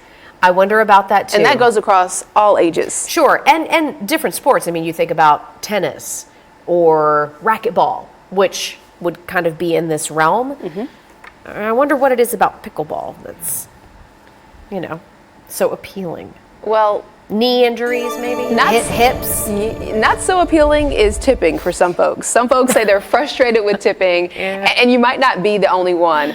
Americans are cutting down on tipping. There is new information from payroll provider Gusto showing tipping went down by 7% for jobs in the non-restaurant, leisure, and hospitality industry. Interesting. Wall Street Journal report says that the drop in tipping comes as the requests have gone up since the pandemic.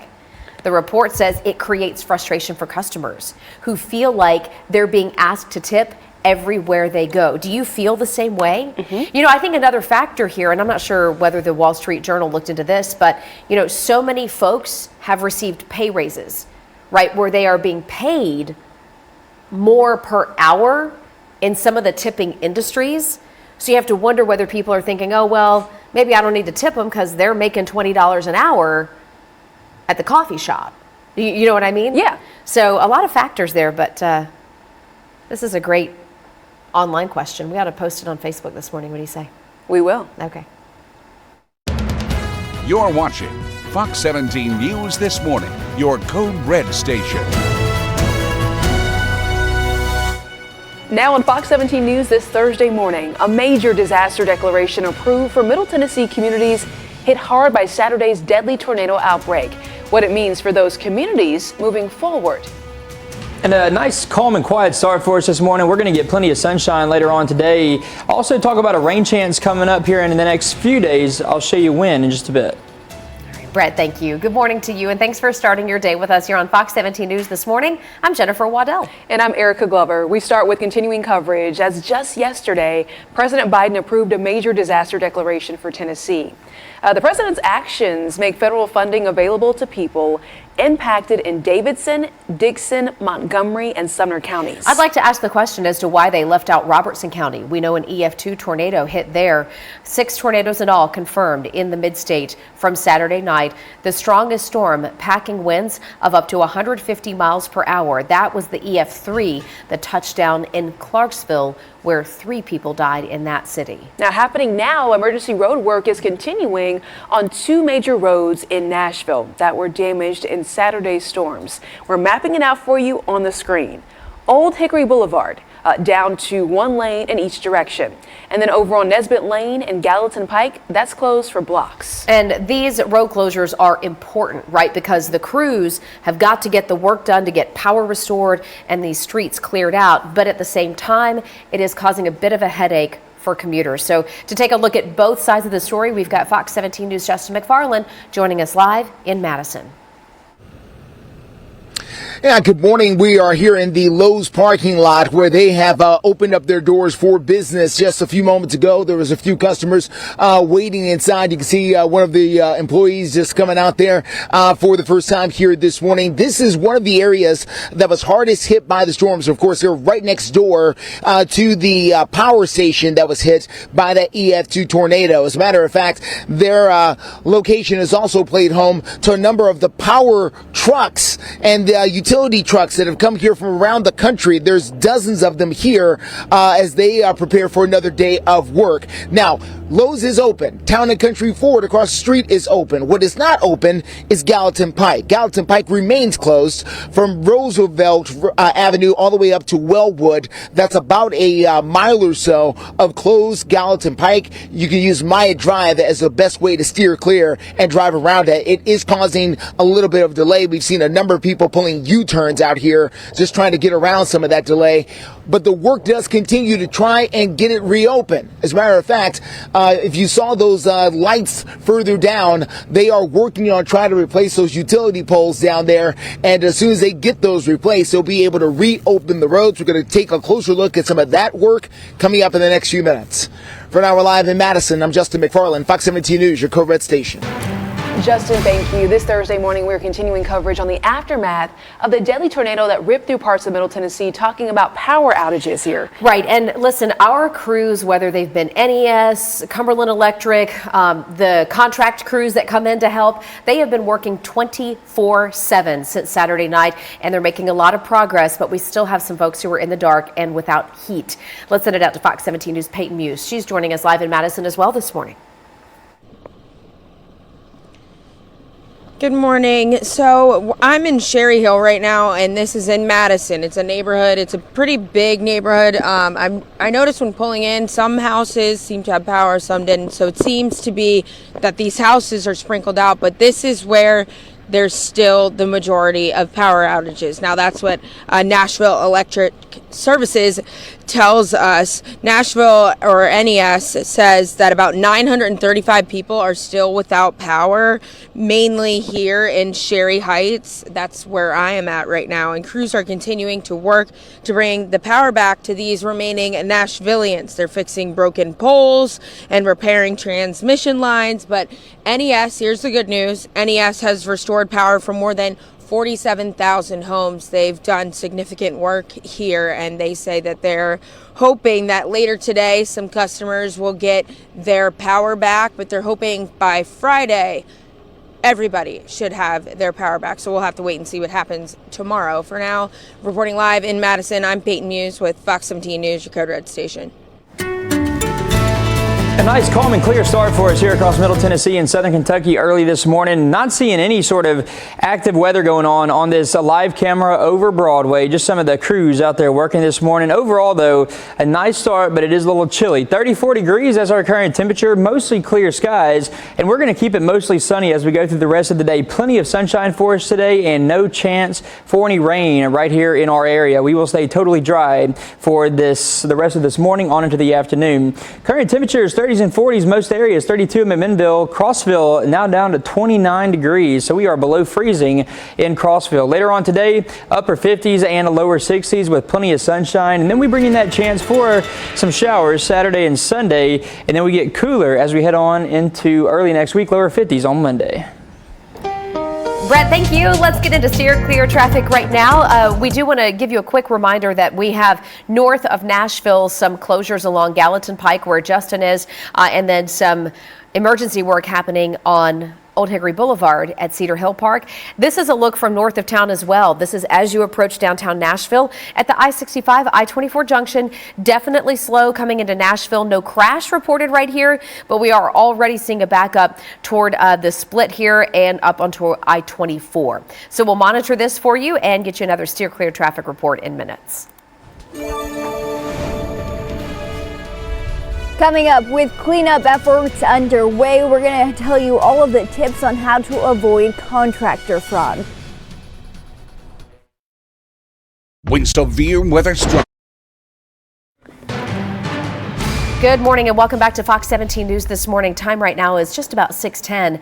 In the wake of the destruction from the tornadoes over the weekend, AAA is now warning people about contractor fraud. This can happen anywhere, any day of the year, but especially after disasters like this, unfortunately, the bad people go after those who are at their weakest. Fox 17 News' Kylie Walker joining us live this morning in Springfield, one of the hardest hit areas, with some information from the experts on how to make sure you're getting, good contractors. You're working with people who are not going to rip you off. Good morning, Kylie.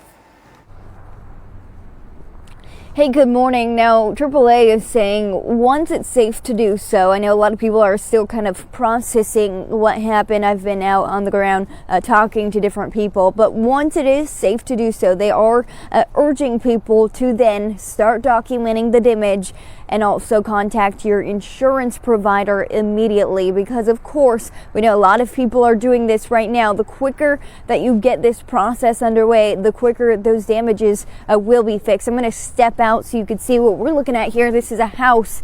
It was a house in Springfield, not much of it left, but if your conditions are very similar to this, we know lots of people experiencing this. AAA does warn you to make sure that you review and understand all documents that you send to your insurer. Never let a contractor discourage you from contacting your insurance company, and also be on the lookout for people calling and saying that they are with a national carrier.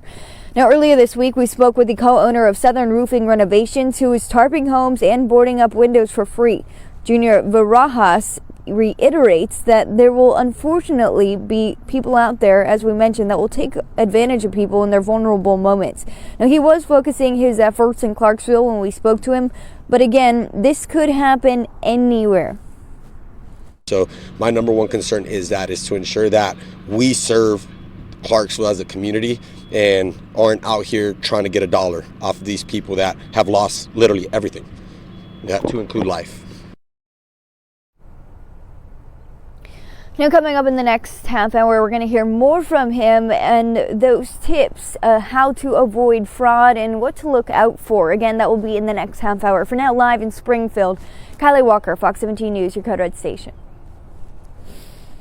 And at least we have had a little bit of clear weather after that very active day that we had here in Middle Tennessee on a Saturday with the tornadoes. We have had clear weather beyond that, though, so it has helped out with the cleanup a little bit. No rain anywhere close to us. The southeastern part of the country, it is all dry right now. A little bit chilly, but overall not terrible. Some areas close to freezing or slightly below it. 29 in Crossville. We're at 34 degrees, a couple degrees above freezing right here in Nashville. If you have any plans later on today, though, outdoors, it should be a pretty nice day for you. Plenty of sunshine to go along with it. High temperatures in the lower 60s. I think we'll spend most of this afternoon in the upper 50s and lower 60s. Alrighty, steer clear traffic right now at 6:13. So good morning to everybody waking up with us here in the mid-state in southern Kentucky. If you're on I-24 at Waldron Road, little bit of a backup here, but this is just your normal morning congestion. A little slow as you come through Laverne and into Antioch. No crashes on I-24, so that's the great news. No need for a detour right now, and that's the case across the mid-state. We'll get you another check of steer clear traffic in minutes. Right now, a gorgeous shot of the sun coming up over Middle Tennessee. Look at the colors on the horizon. Boy, gotta love that. Hope you got some of that meteor shower last night. The Geminids moved through. Currently 34 degrees in Nashville, maybe a little bit cooler where you're waking up. A quick reminder for you. We've always got your time and temperature on the right side of the screen. Headlines and drive times at the bottom. Attention homeowners. Welcome back to Fox 17 News this morning. We have a recall to tell you about involving sodas, some of them being pulled off the shelves due to what investigators are calling foreign material. That's never good to hear. The FDA says around 2,000 Diet Coke, Sprite, and Fanta cases are now being recalled in Florida, Alabama, and also Mississippi. The agency says recalled products were 12-ounce aluminum cans in 12 packs. All right, the FDA has yet to announce what that foreign material is. Is it metal, plastic? What is it? We don't know yet. But Coca-Cola has removed all the recalled sodas from the stores. However, it's possible that you might have bought it before they pulled them from the shelves. So if you live in those states that Erica just mentioned, again, it's Florida, Alabama, Mississippi, or maybe you know somebody who might have these, give them a heads up and you can return them to your store for a refund. And it's Diet Coke, Sprite, and Fanta cases. That's good news for Brett Luna filling in for Greg Bobus because, you know, he loves his Red Bull. Hey, Red Bull went on the list. Red Bull, not the recall. Hey, you're safe, man. I'm happy for that. You know, I quit drinking all those Cokes too a while back, so I guess I'm in the clear. You just stick to the hard stuff. The good stuff. Hey, I got to do what I got to do, you know. Hey, you don't have to tell us, man. This morning shift, it'll do a number on you, but we're glad you're here. Well, yeah, you know, it's always great to be here. It's always so fun to work the morning show with y'all. Also, good news, too, as far as the weather goes. We are off to a nice, clear and quiet start, and we're going to stay that way as we head through the rest of the day, too. Not expecting really any sort of active weather to move in for us for today. Here's your live look over Broadway. A nice, calm and quiet start again. A nice shot of the sunrise coming up. 34 degrees, our current temperature right here in Nashville, so it is a little bit chilly. Clear skies, but no rain anywhere close to us. The entire southeastern part of the country pretty much. A few showers down there in Florida, but otherwise it is all dry. 30s for most locations, some areas a little bit below that. We are in the upper 20s over in Crossville. As far as any rain goes, I think we're dry for the rest of today. We'll stay dry on into Friday, and then by Saturday, some models are trying to bring in a slightly better chance for some showers Saturday afternoon into Sunday, but there's a couple of models that aren't bringing in much of a rain chance at all. So we could see some of those showers start as early as Saturday afternoon, extending on through Sunday. As far as rainfall amounts go, I think we're looking at about a quarter inch to a half inch or even up to an inch for our more central and western areas. Slightly higher amounts along the plateau. Lower 50s for us to start out next week. All right, Brett, thank you so much. If you're heading out the door for your Thursday morning commute, it is looking very good out there, giving you the all clear for most parts out there, including this area, I-40. This is 46th Avenue. You can see it right there on your screen. No slowdowns, no brake checks. This is looking very good. We'll continue monitoring your steer clear traffic updates until 9 o'clock. 6:18 right now. A single mom from Hendersonville who went out on a limb to build a business finds herself now in a real tough spot because unfortunately that Hendersonville tornado wrecked her building and is now put her out of work. And there is a way that you can help her out. Fox 17 News' Dennis Ferrier has much more on the Lyric House Beauty Company. It's a big idea with some pretty big problems. When you step into Lyric House Beauty Shop, you think, oh boy, more storm damage. Yes and no. What it really is dream damage. Big damage to a big dream. The Lyric House Beauty Company is a hair salon run by its stylish owner, Elise Losasso. But it's so much more. It's an art gallery, a clothes boutique, a place for prom photos, and Nerf gun birthday party wars.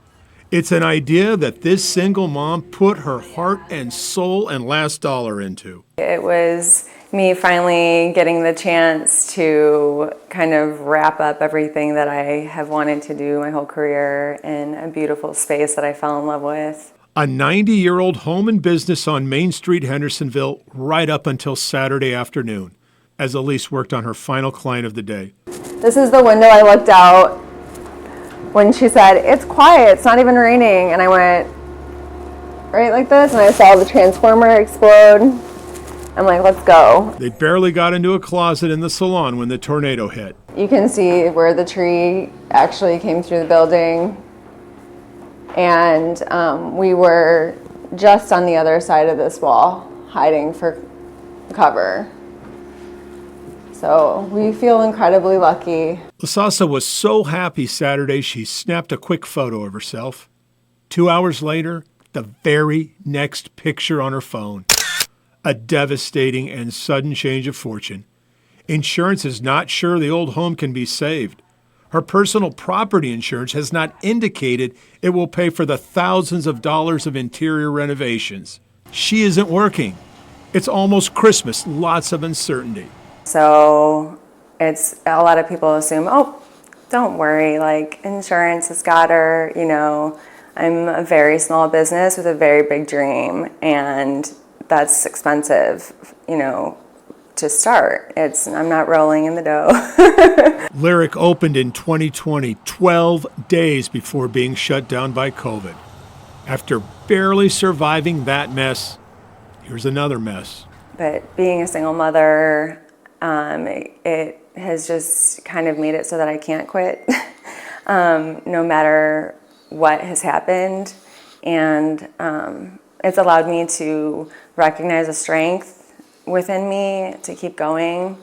Elise Losasso has a long to-do list, but she knows what she has to do right now.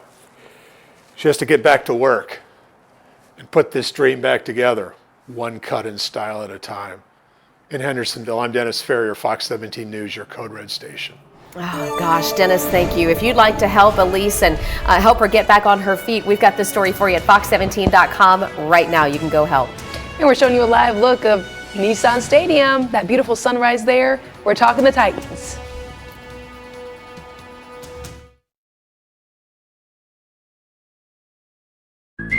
Now at Hart. Good morning and welcome back to Fox 17 News this morning. Time right now 6:24. The Federal Reserve leaves interest rates unchanged for now the third straight time. Yeah, the Fed concluding their two-day meeting yesterday by keeping interest rates at the current rate.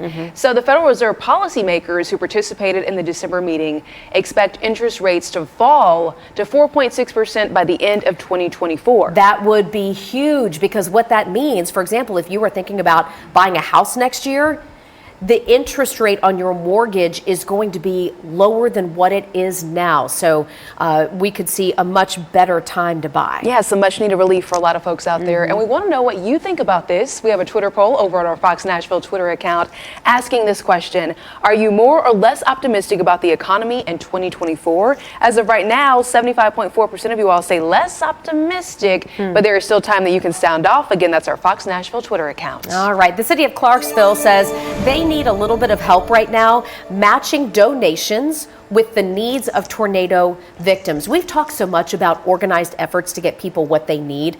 Well, right now the Clarksville Montgomery County school system is in touch with all the families who have been impacted, and they've created a list of items that they need the most. So let's take a look at the list.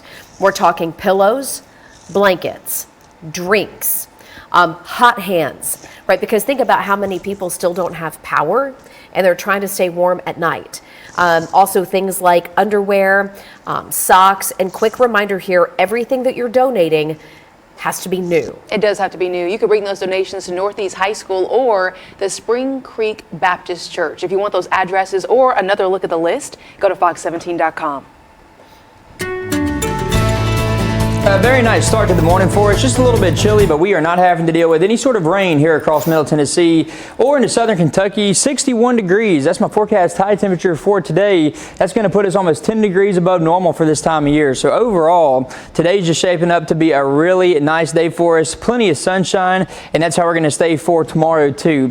Temperatures in the lower 60s Friday and Saturday. We drop down to the mid 50s if you have any plans on Sunday, and then we're looking at lower 50s as we head from Monday through Thursday. For the rain chance, none expected tomorrow. Saturday, only a 30% chance for some showers, a 40% chance for showers on Sunday, and then Monday, Tuesday, and Wednesday, we're looking at the drier conditions returning to the forecast.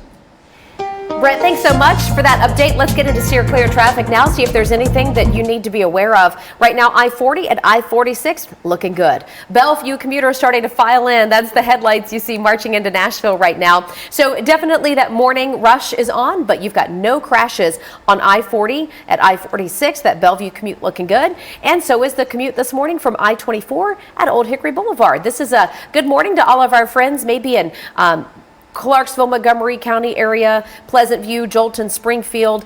Your commute right now looking really good coming in on I-24.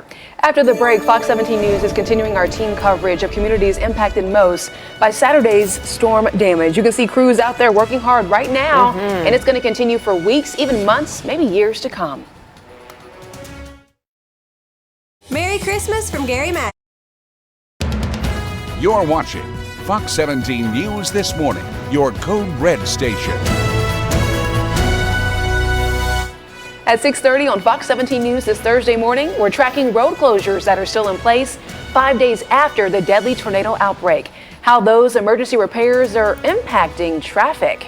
And right now at 6:30, we got a couple different live looks from the heart of Music City, USA. Beautiful sunrise on tap again. And listen, that has been the biggest blessing after these tornadoes is the weather that we've had has allowed so many folks to get out and get an important cleanup work done. So we'll be tracking your forecast, especially as we get closer to the weekend, and we do have a chance for some rain. Looking at that sunrise is just a great start to our Thursday. I want to thank you for waking up with us here on Fox 17 News. I'm Erica Glover. And I'm Jennifer Waddell. Glad to be your live local news source, always here for you through 9 a.m. So we're talking about the traffic headaches that might be caused for folks who are trying to volunteer, get out there this Thursday. And our Justin McFarland out there in the field in Madison, I believe, with an impact of closures. Good morning.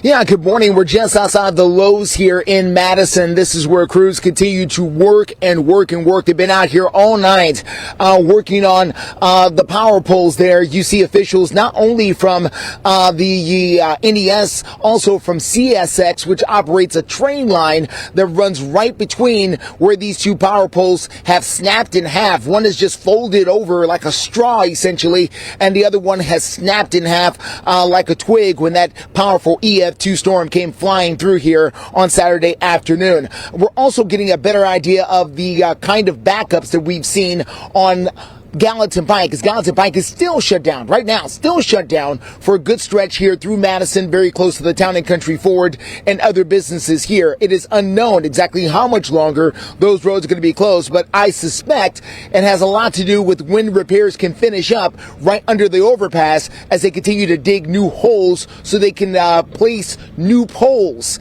and get the power back up and going. Now, the sun is up here in the Madison area, and coming up in a few minutes, we're going to be able to show you some more of the damage here. Damage that maybe you've never seen before because we've never been able to get this far. They've opened up some of the roads in and around Nesbitt Lane that have not been opened until now. East Campbell has finally reopened, has not been opened up until now. So we're hoping to show you some of the other things happening in this neighborhood after they continue to try to recover from this storm.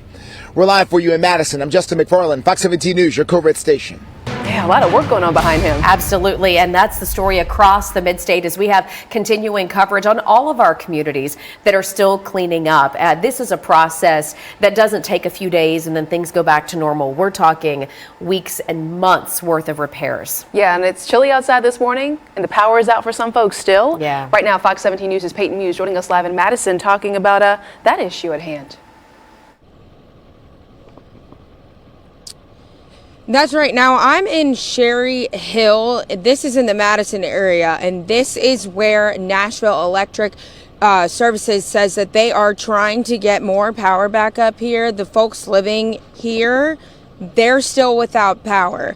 Now, Nashville Electric tells us that there's about 935 people still without power here, mainly where I'm standing right now, and crews are continuing to work to bring power back to these remaining Nashvillians. Now, they're fixing broken poles and repairing transmission lines. NES has restored power for more than 47,000 homes. So 47,000 homes, they restored power. They only have about 935 homes left. So Nashville Electric Services says that they're doing a really good job with this and they're happy with the progress, and they're hoping by Thursday, later today, some people will get more power back, and they're hoping by Friday everybody should have their power back. Now, one thing is that they're in the Madison Community Service area, or one of the buildings that they have out here, from 8:30 until about 4:30 today. If you're still without power, head over there and they're going to help you out. So for more information on that, head over to our website at fox17.com.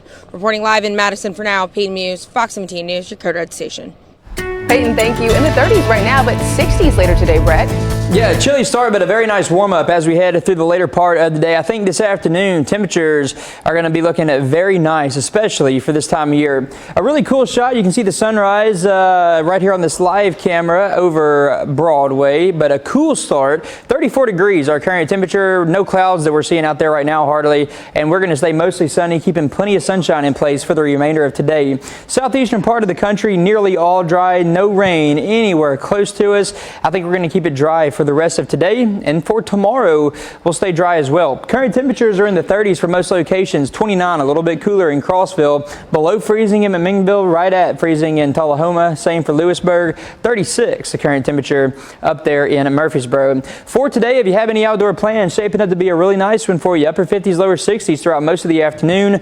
Sunny skies today. We're going to stay mostly sunny for tomorrow. Highs in the lower 60s tomorrow. We'll keep it in the lower 60s Saturday, also bringing a slightly better chance for some showers heading on into Saturday into Sunday. We are looking at a little bit of a break check, just a little break check in our Steer Clear traffic update. This is Vietnam Veterans Boulevard, and you can see it out there. There's no crashes anywhere that we're following. Just those, Thursday morning commute, little bit of a break check. Maybe give yourself a little bit extra time if you're heading out this way. Again, this is a live look at Vietnam Veterans Boulevard.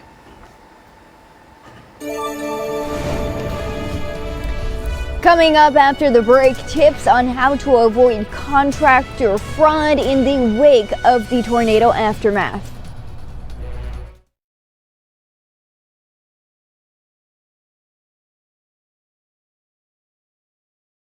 HCM is a serious heart. Welcome back to Fox 17 News this morning. It is 6:38 right now, and as we continue our coverage in the wake of the tornado destruction, we have AAA and other agencies that are warning about scammers who are out there trying to target people. Take your money. Fox 17 News' Kylie Walker joining us live in Springfield with how you can avoid becoming a victim. Kylie, this information is truly important.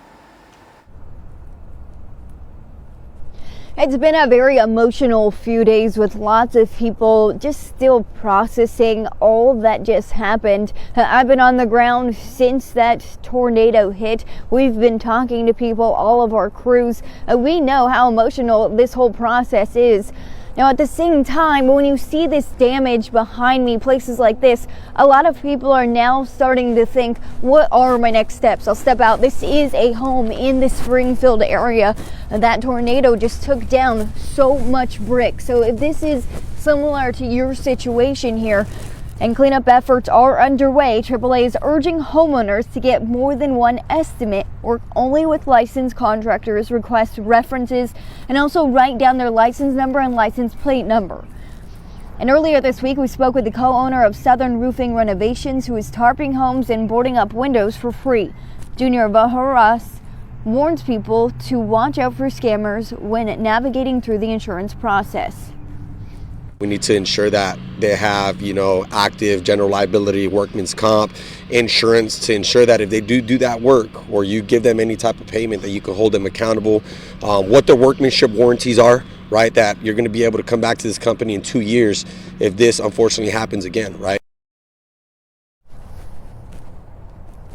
Now, if you feel you fell victim to any sort of fraud, you want to report that, you could do this even anonymously through the National Insurance Fraud Crime Bureau. We'll also have this information on our website, fox17.com. But for now, live in Springfield, Kylie Walker, Fox 17 News, your Code Red station. Alrighty, steer clear traffic right now. We have breaking news to bring you. This is a crash involving several cars, I-40 at Donaldson Pike. This is right over by the airport. We've got TDOT and ambulance pulling away right now, and other first responders. This is currently blocking the very small left shoulder and the 2 left lanes of I-40 at Donaldson Pike. This is inbound to Nashville. So this is in the I-40 westbound lanes. And hold up. Wait just a minute. We've got more TDOT crews showing up, kind of cutting through, weaving in and out of traffic here, and more Metro Police making moves as well. This is a dicey situation, folks.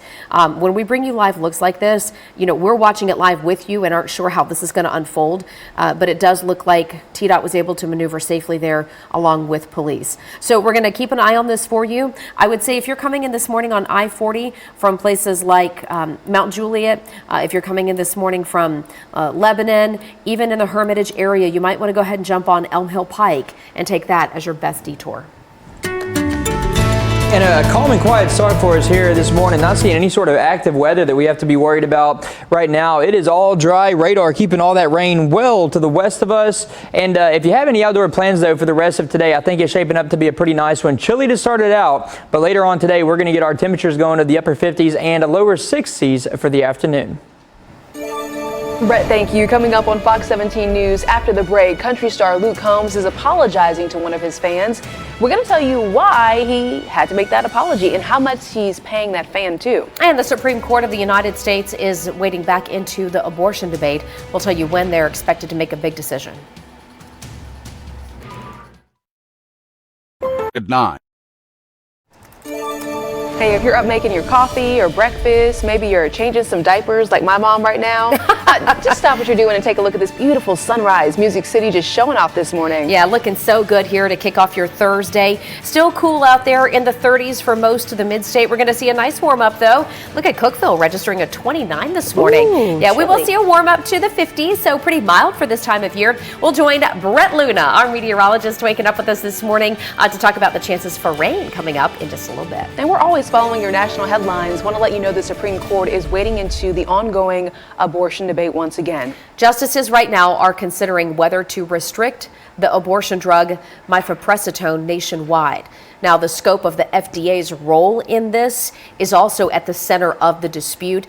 You see, the FDA ruled that drug was safe and effective about 20 years ago, but challengers argue the FDA did not do enough to study the safety implications of that drug. For now, mifepristone is available as the legal battle plays out. And we're also talking about Teslas and an important recall for any Tesla users. A Tesla recall is impacting more than 2 million vehicles across its model line due to a defect in a system used while the car is in the autopilot way. Yeah, you can't just tap out, in other words, when it's on autopilot, and Tesla has to make sure you don't. So the company has announced that they're trying to fix a problem with the system that makes sure you're paying attention when a Tesla is in autopilot mode. The recall comes after a 2-year-long probe by the National Highway Traffic Safety Administration. The problem here, there were a series of crashes that happened while people were behind the wheel and on automated driving mode. Okay. So the documents show that Tesla is going to send out a software update to fix the problem. That does include extra controls and alerts. I spent the last 2 hours trying to make this right. All right, here's a story trending on Fox17.com. It involves country star Luke Combs, who you just heard from, saying sorry to a fan. He posted that video on social media explaining why a company that was hired to handle his merchandise was suing a fan for $250,000. All right, so this was just an everyday woman who was making cups and t-shirts and mugs like many of you do. I mean, this is a very popular side hustle for a lot of people. And Luke says the intent of his company that was established to basically protect him was never meant to go after mom and pop shops. They were looking at big corporations profiting off of his likeness. There is some good news, though. He is now giving the fan twice what she made and plans to go ahead and say sorry in person to make it up to her. So I think Luke Combs, he's making this situation right. Yeah, and if you want to hear his entire apology, it's lengthy. I mean, he goes into great detail. We've got it posted for you right now on Fox17.com. We're going to check in right now with Brett Luna, though, in for Greg Bobus. Chilly temperatures out there, but 60s. Good news for volunteers who are going to be busy today. You got that right. And you know, we've had plenty of sunshine. I mean, some clouds mixed in, but no rain over this week after the tornadoes moved through on Saturday. So decent weather to get the tarps up, get the debris cleared up, all things like that. And so the weather continues to be good for us for the rest of today. And then as we head on into tomorrow too, I think we're looking at another nice day before we finally see our next rain chance as we head on into the weekend. But that's going to stay fairly low as of right now. Here's your live look over Broadway. It is pretty quiet out there right now, especially with the weather. 34 degrees. That's our current temperature right here in Nashville. We are mostly clear. We're going to keep it mostly clear too as we head through the rest of the day. Plenty of sunshine. No rain anywhere close to us, and we will stay dry for the rest of today. Temperatures right now, 30s for most locations, a couple of spots in the 20s, 29 Crossville, 32 in McMinnville, 35 the current temperature right there in Murfreesboro. As we head on into the weekend, that's when we'll start to increase our rain chance. I think we could see a few off and on showers develop Saturday afternoon. Some models, though, are keeping that to the south of here and not bringing in much of a rain chance at all on Saturday. As we head on into Sunday, the rain chance bumps up just a little bit, and I think the highest amount should be in our far eastern counties, but the rest of us will see a little bit, anywhere from about a quarter inch to a half inch, maybe up to an inch, and then our far eastern counties might go a little bit over an inch of rainfall as that system pushes its way up into our area. Want to show you your 7-day forecast really quick too. Lower 60s for us today. We'll keep it in the lower 60s through Saturday, and then as we head on into early next week, our high temperatures will fall back closer to normal, down to the lower 50s. Weather Window, presented by the National Weather Desk. The hole and streaks in this batch of clouds are known as hole punch clouds or fall streaks. They form in high to mid-level clouds like altocumulus ones, which are made of supercooled water droplets, but planes passing through can cause the droplets to freeze, grow, and fall. The same happens to nearby droplets, and they fall too, leaving behind a hole. For more content like this, like the National Weather Desk on Facebook.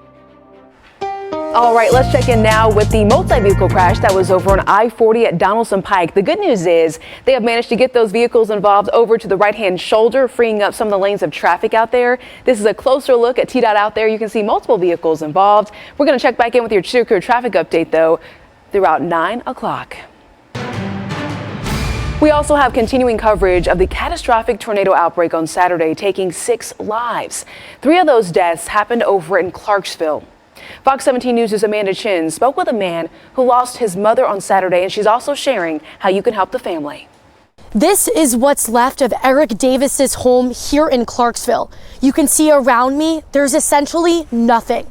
He tells me he had been sheltering in the bathroom with his mother, but the tornado was just too powerful. Donna Allen was the life of the party, says her son Eric Davis. Allen had been visiting her son from Florida and had planned to stay for Christmas to be with him and her grandkids. On Saturday afternoon, everything changed when the tornado directly hit Davis's home. He had no idea where he ended up, but was focused on trying to save his mom. Tragically, he couldn't. We rolled at least 2 or 3 times, but it was so quick.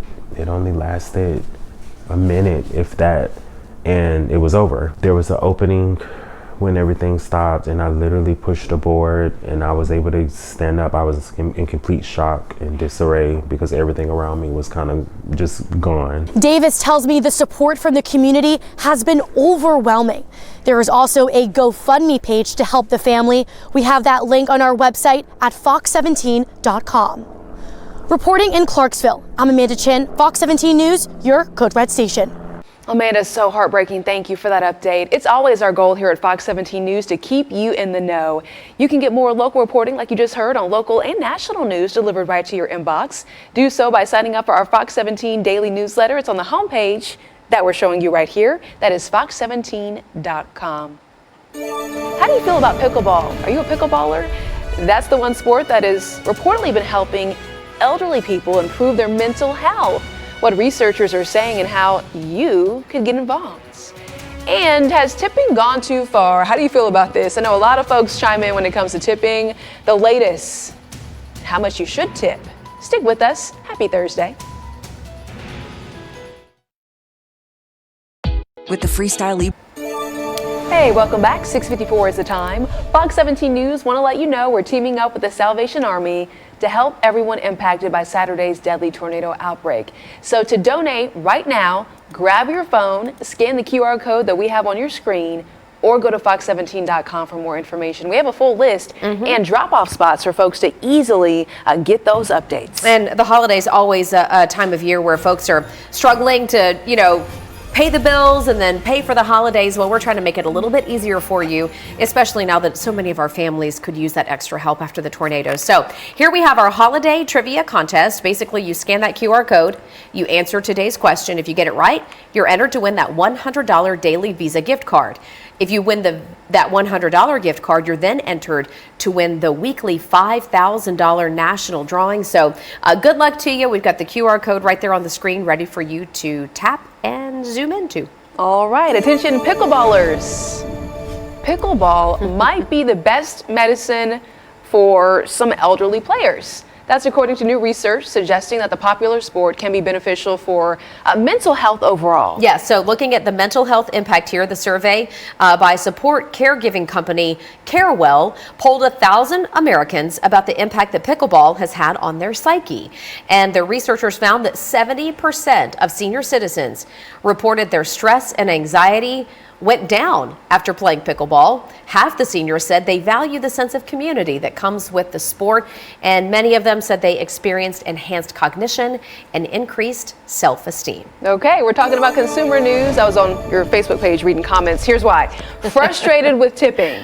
You might not be the only one, especially based on what folks are writing here. Right, so we have new data out this morning from payroll provider Gusto that shows tipping overall is down 7% right now for jobs that are in the non-restaurant, leisure, and hospitality industry. There's a Wall Street Journal report that says that drop in tipping comes as requests have gone up for it since the pandemic. Yeah, the report also says this creates frustration for customers who feel like they're asked to tip just about everywhere they go now. I'm also curious what percentage people tip at. Sure. 10, 15, 20? Yeah, well, I asked the question over on my Facebook page. I said, do you feel more pressure these days to tip? Have you changed how you tip as a result of that? Let's look at some of your comments. They've just come in this morning. We're going to start with let's see, John Patrick Kiernan, who says Amazon sends you a request to tip the drivers now. I haven't seen that yet. Yeah, he says, I got a request yesterday for something that doesn't even arrive until January 20th. So he's feeling a little frustrated by that. Kitty Phillips says, it hasn't changed for me. I don't tip at coffee shops nor takeout, but I always tip in sit-down restaurants. John Page says, tipping in a restaurant is fine. I always leave a good one, but places wanting a tip just to pick something up, yeah, that's a no. All right, so we've got the question posted right now over on my Facebook page. Sound off. Let us know what you think. Do you tip, Brett? It really depends on what, and I think that Amazon thing might be a good thing. I saw one of my friends post that on Instagram, and she was saying that it's no cost to you, but they still get a tip. So I guess that is like a tip that you give from Amazon. It's like a $5, I don't know. Can I get my package sooner if I tip more? Okay, cool, yeah. So I guess that is a good one. But some, they work really hard, definitely deserving on some of those. But I know sometimes when I just go up and pick up a Coke bottle, It's like, I don't know. Yeah.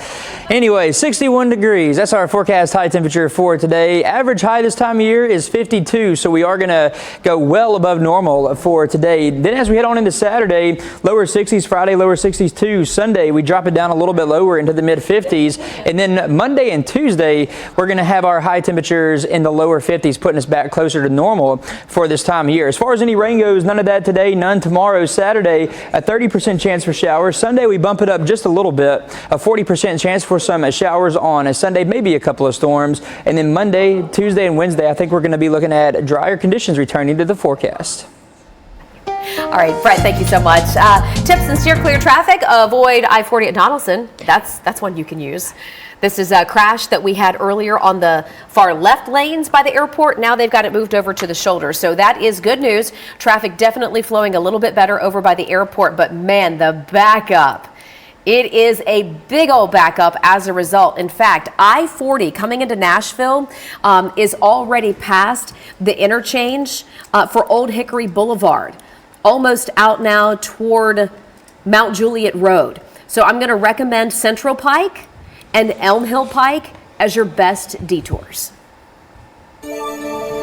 Trending now over on our website, fox17.com, looking at the stories that impact you the most. Tornado devastating Hendersonville Marina. We're going to be live there coming up in the 7 o'clock hour, talking about how the restaurant just reopened last night and how the owner of that marina says it could take a year before they are back up and fully restored. Our 7 o'clock hour is starting right now. You're watching Fox 17 News This Morning, your Code Red station.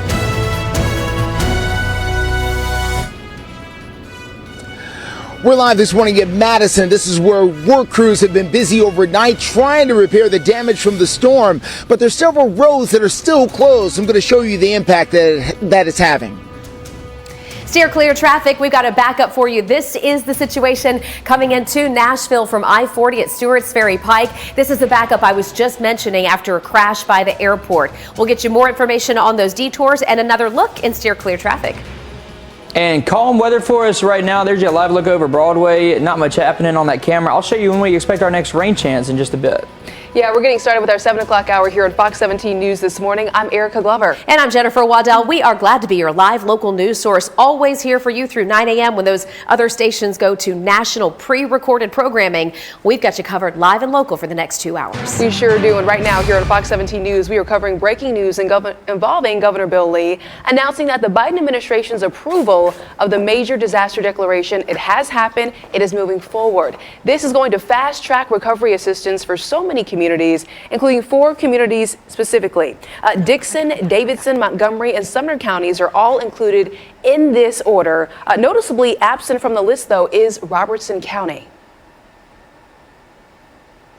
7:01 right now, and Fox 17 News are working to keep you updated as we are now on the road to recovery. We have emergency road work that continues on 2 major roads in Madison that were damaged in the storm. So I want to give you some perspective here. If we're looking at this map, here's I-65. Right? Let's see if we can get our little pen working here. All right, there we go. Here is I-65, right, as you are coming down into Nashville. This is where it intersects with Old Hickory Boulevard, and then this is where it intersects with Gallatin Pike. So what we have right now, and I just drove through here last night, we've got emergency road work on Old Hickory Boulevard at I-65 right here at Cedar Hill Park. So this is the park, and you're down to 1 lane in each direction along OHB in this zone of Madison. If we go over east of I-65, right here is Gallatin Pike, all right, where it intersects with Old Hickory Boulevard. And so we have Gallatin Pike shut down between Wellworth and Roosevelt. So this is over near some of the car dealerships. The Lowe's is over in this area. By the way, for a little bit of perspective, where that tornado touched down along Nesbitt Lane and we lost 3 lives, that's in this area right here. So did want to bring this to your attention. Still a lot of work going on that will impact your ability to get through. The closures causing some headaches for drivers, but listen, we got to get the work done. So let's send it out to Fox 17 News' Justin McFarland. He's live with the current state there. Good morning. Yeah, good morning. And work crews are back up and at it here. Really, they never stopped overnight. As you can see, that work taking place back behind me. They've got to replace those power poles. You see one bent in half, so they had to dig a hole and install another. And they're going to have to do a few more before they can get this area completely reopened here. This is right next to the rail tracks, right underneath Gallatin Pike here in the Rivergate area. So while that work is going on, the sun has come up, and we're just off of East Campbell Road, where we're getting a better look at some of the damage. You can see the trailer shop right next door. This storm took some of those trailers and tossed them like toys all around this area and then back behind it. It's almost unspeakable. We've seen some of the front side of Nesbith Lane. This is the back side of Nesbith over here on East Campbell, and again, it's just horrible. It's just absolutely terrible. The way that the storm has ripped people's lives apart, and in some cases has taken lives here in the Madison area. Now, it is unknown exactly how much longer it's going to take before they can get Gallatin Road reopened, but I assure you, NES, along with the other utility crews, say they're working on it, and they understand they're trying to get it open as soon as possible. We're live for you this morning. I'm Justin McFarland, Fox 17 News, your Code Red station. Justin, thank you. 7 to 4 is the time. We're keeping a very close eye on this situation out near the airport. This is I-40 Donaldson Pike. Now, the good news is the crash that was initially on the left-hand shoulder has now moved over with TDOT's help. Yeah, that was a large look right here. That was on the left-hand shoulder. They have now moved the cars over to the right-hand shoulder, clearing out traffic. So it's a little bit of a slowdown. There's a backup here. That's what's being caused, or that the crash has caused the situation.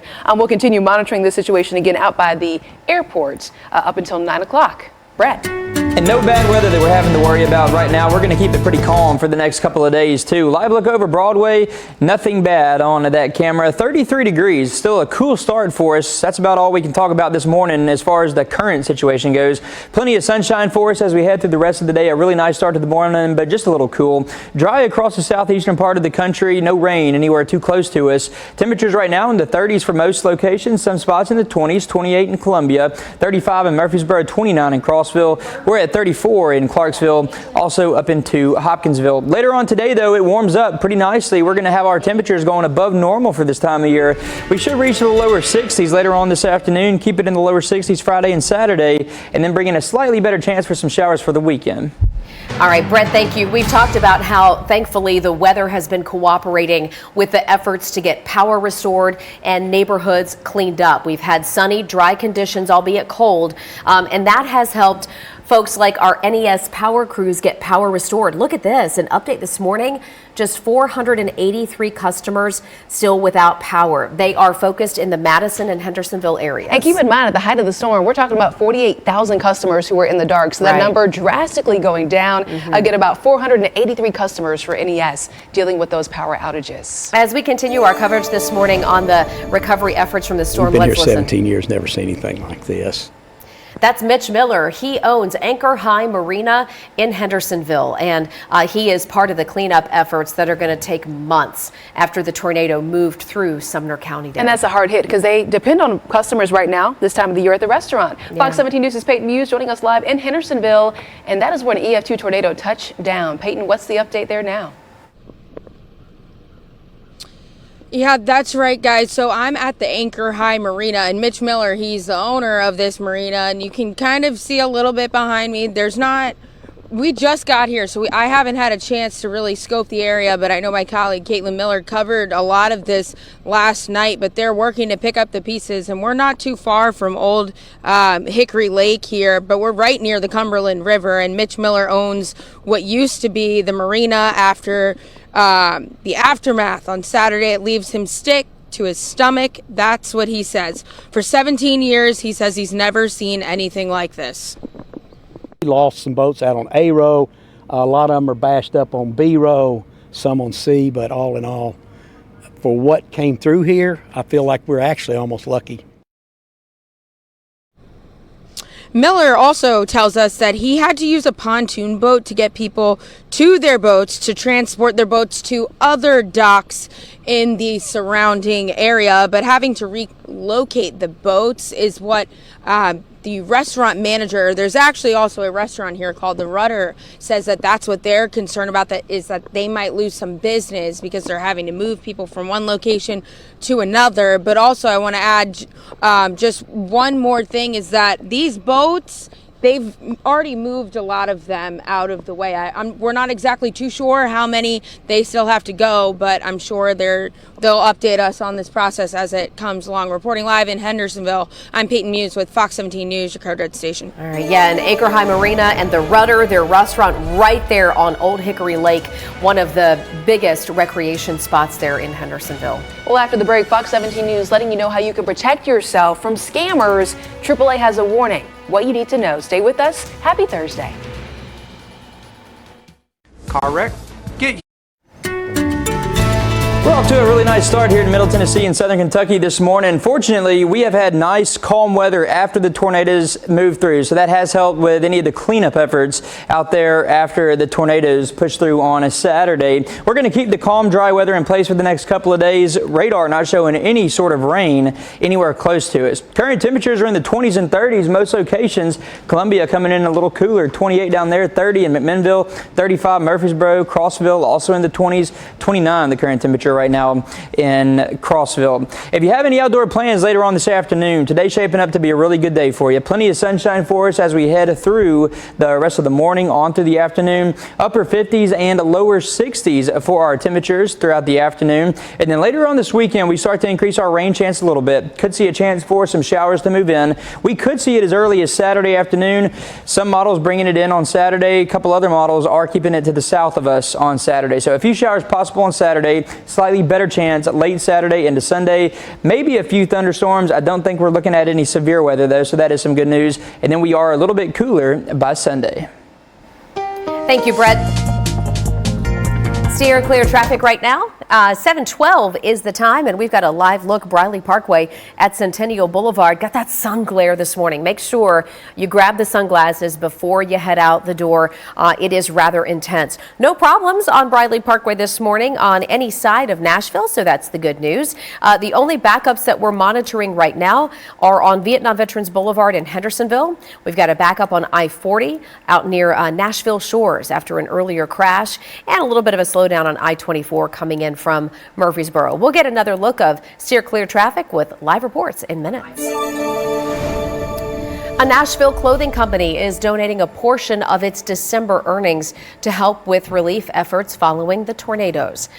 We understand that Project 615 is selling these special Nashville Strong t-shirts, and the proceeds will go toward members of the hospitality industry who are in need. So if you're interested, you can find a link to their store at fox17.com. And right now, Metro Police are working to identify several teenagers wanted in a carjacking of a woman in a parking garage. We'll tell you who they're looking for, plus celebrating light over darkness. The story behind Franklin's first ever public Hanukkah ceremony. North Nashville's Nissan of Rivergate. We have a Fox 17 News update this Thursday morning, letting you know Metro Police say a 16-year-old is behind a situation behind bars. A charge in connection with a deadly shooting earlier this month. Now we're told Thomas Battle turned himself in on Tuesday night. Battle is accused of shooting and also killing 34-year-old Brian Thompson outside of a convenience store over on Clarksville Pike. This was on December 3rd. He is charged now with criminal homicide and currently being held at a juvenile detention center. Happening now, Metro Police, take a look at the screen right behind me here, are working to identify these 3 teenagers. They are so young, and they are wanted for a carjacking that happened yesterday morning. The details are disturbing. They say the 3 in this photo, they stole a car from a woman at knife point on the 4th floor of a parking garage over on Charlotte Pike. Yeah, the car was found later in the day at a Family Dollar store over on Jefferson Street. The suspects, they are being described as being in their mid-teens. If you have any information, maybe you recognize these teenagers, you are asked to call Crime Stoppers. That number is 742-7463. Here at Fox 17 News, we are always working to hold those in positions of power accountable. We follow the money, just working for you. And the Beacon Center of Tennessee, a government watchdog group, does a lot of the same type of work. They just released their latest pork report, shining a light on wasteful spending by the state of Tennessee. So let's dive into some of the numbers from the Beacon Center. At the top of their list this year on the pork report is the use of federal ESSER money. This is money that was earmarked for schools that was supposed to help address learning loss from the pandemic. However, the Beacon Center claims that in some cases, that ESSER money went to pay people's bonuses, not toward teaching children. We have more on this pork report over on our website right now at fox17.com. And it's just another calm and quiet start for us here this morning. This has been a few days in a row now that we've seen this calm weather, and we need it after we had the storms roll through on Saturday, help out with the cleanup recovery efforts here after the Saturday tornadoes. Live look over Broadway, really not much going on. It is a nice calm and quiet start for us. We're at 33 right now. That's the current temperature right here in Nashville. Mostly sunny skies, and we're going to keep it like that as we head through the rest of the day too. No rain that we're going to be talking about. Our radar view keeping us all dry, especially the southeastern part of the country, with the exception of Florida. It is basically all dry, no rain anywhere close to us. Temperatures in the 30s for most locations, a couple of spots in the upper 20s, 30 degrees in Lebanon, 35 Murfreesboro, 29. That's our current temperature over there in Crossville, coming in as one of the cooler spots. As far as your rain chance goes, nothing today, nothing tomorrow. By Saturday, a couple of models are trying to bring in a slight chance for a few off and on showers starting Saturday afternoon, continuing off and on to Saturday night, on into Sunday morning. I don't think we're going to get a whole lot of rain, though, if we see that happen. I think a couple other models, though, are showing that lower rain chance, keeping the rain further south of us. Then by Sunday, some slightly heavier rainfall amounts over here in our far eastern counties, and then we'll still see some of that off and on rain showers possible throughout the rest of Sunday, and then we're back to the dry conditions starting again on Monday. As far as rainfall amounts go for us, I think we're talking about a quarter inch to about an inch for some of our western and more centrally located areas. Over here, our eastern counties, I think some of those areas could get closer to 1, maybe up to about 2 inches for a couple of spots further east. Temperatures for the rest of today shaping up to be pretty good. Upper 50s, lower 60s. We'll be well above normal this time of year.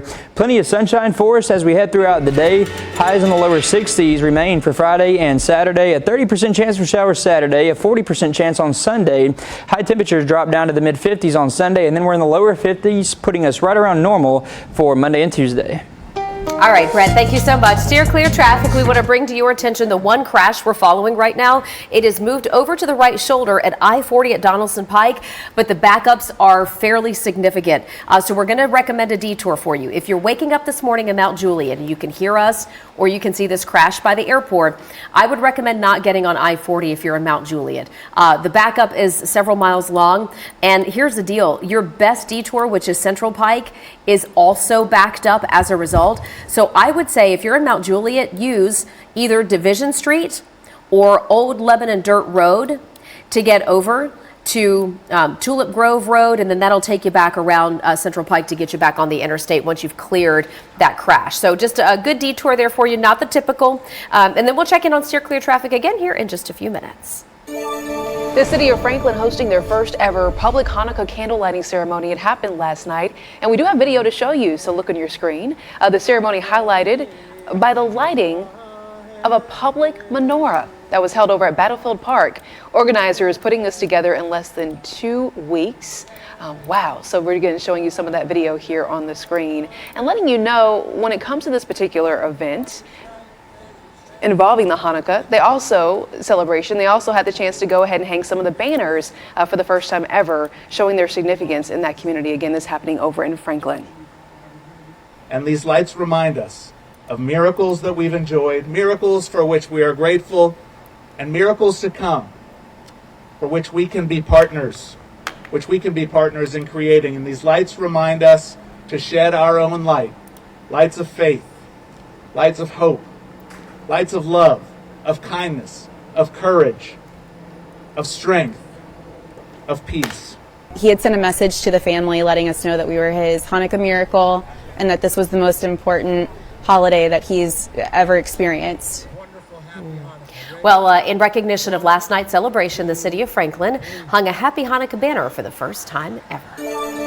7:21 is the time right now. The Morris Building in downtown Nashville now has a new owner. This is an update to a story we've been following for weeks. The latest on the efforts to save that historic building. And as the holiday season continues, families across the mid-state are celebrating. So we're going to share some events that your family can look forward to as well. Hey, welcome back. 7:24 is the time, and it's chilly outside. So we're letting you know Metro Social Services and the Office of Homeless Services, they are opening their cold weather overflow shelters. The information that you need to know is up on your screen right now, so take a look. Those needing to get out of the cold are asked to first seek shelter at the Nashville Rescue Mission and also the Room in the Inn. But yeah, pets must be created I should say, and go to fox17.com because we do have all of this information. We also right now are giving you an update. Listen to this. It's from the Nashville Business Journal.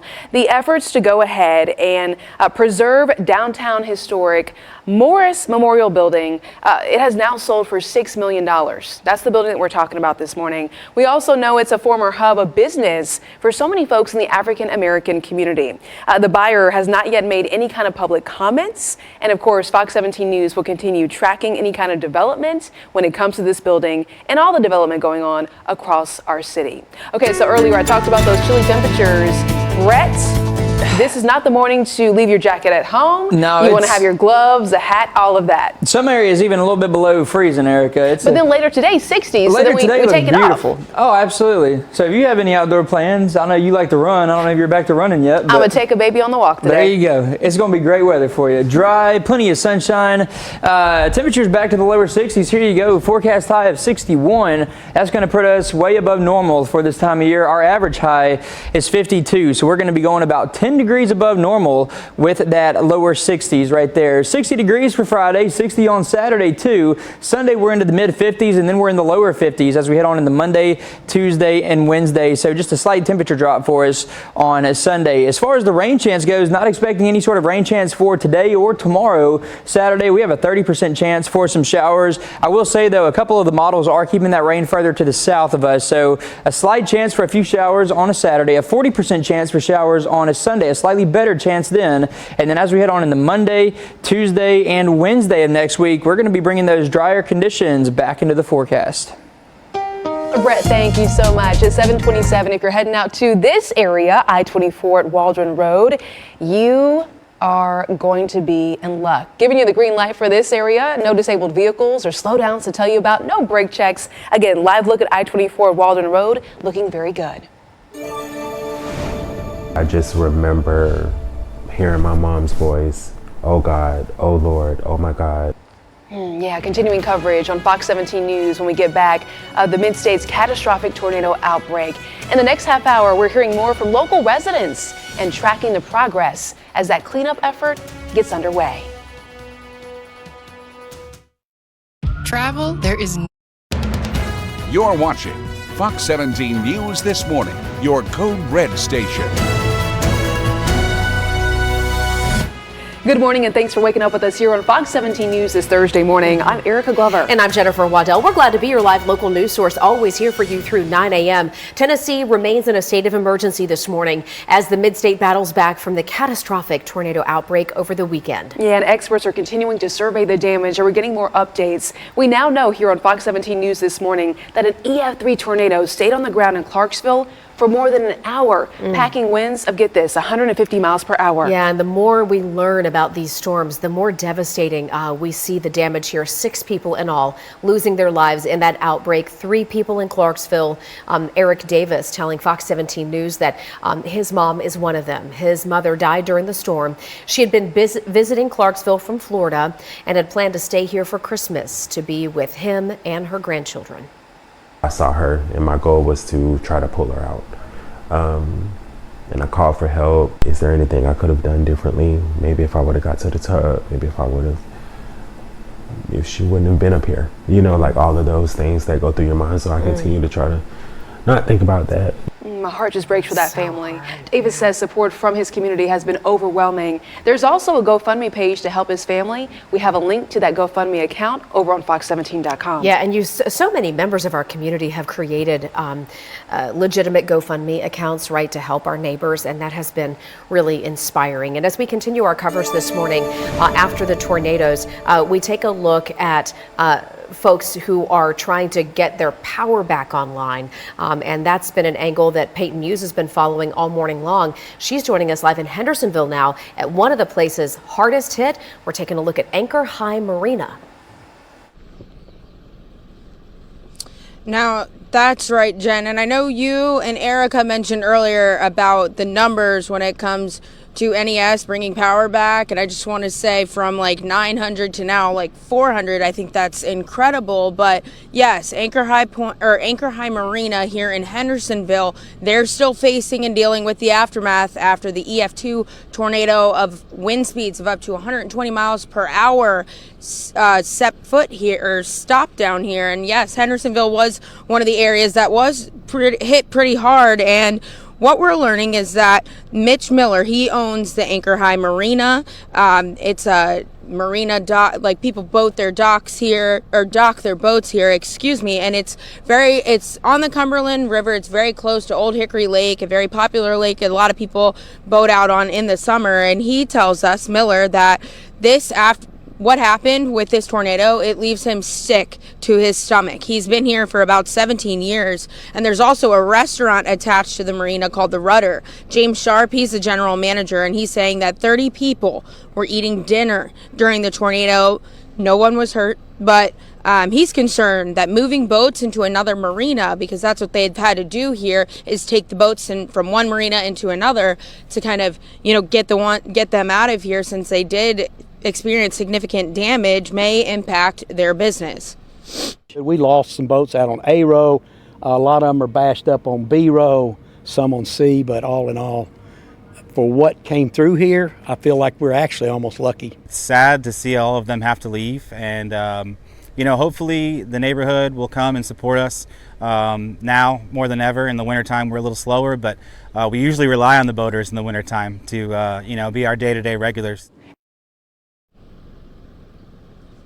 Live in Hendersonville, I'm Peyton Hughes with Fox 17 News, your Code Red station.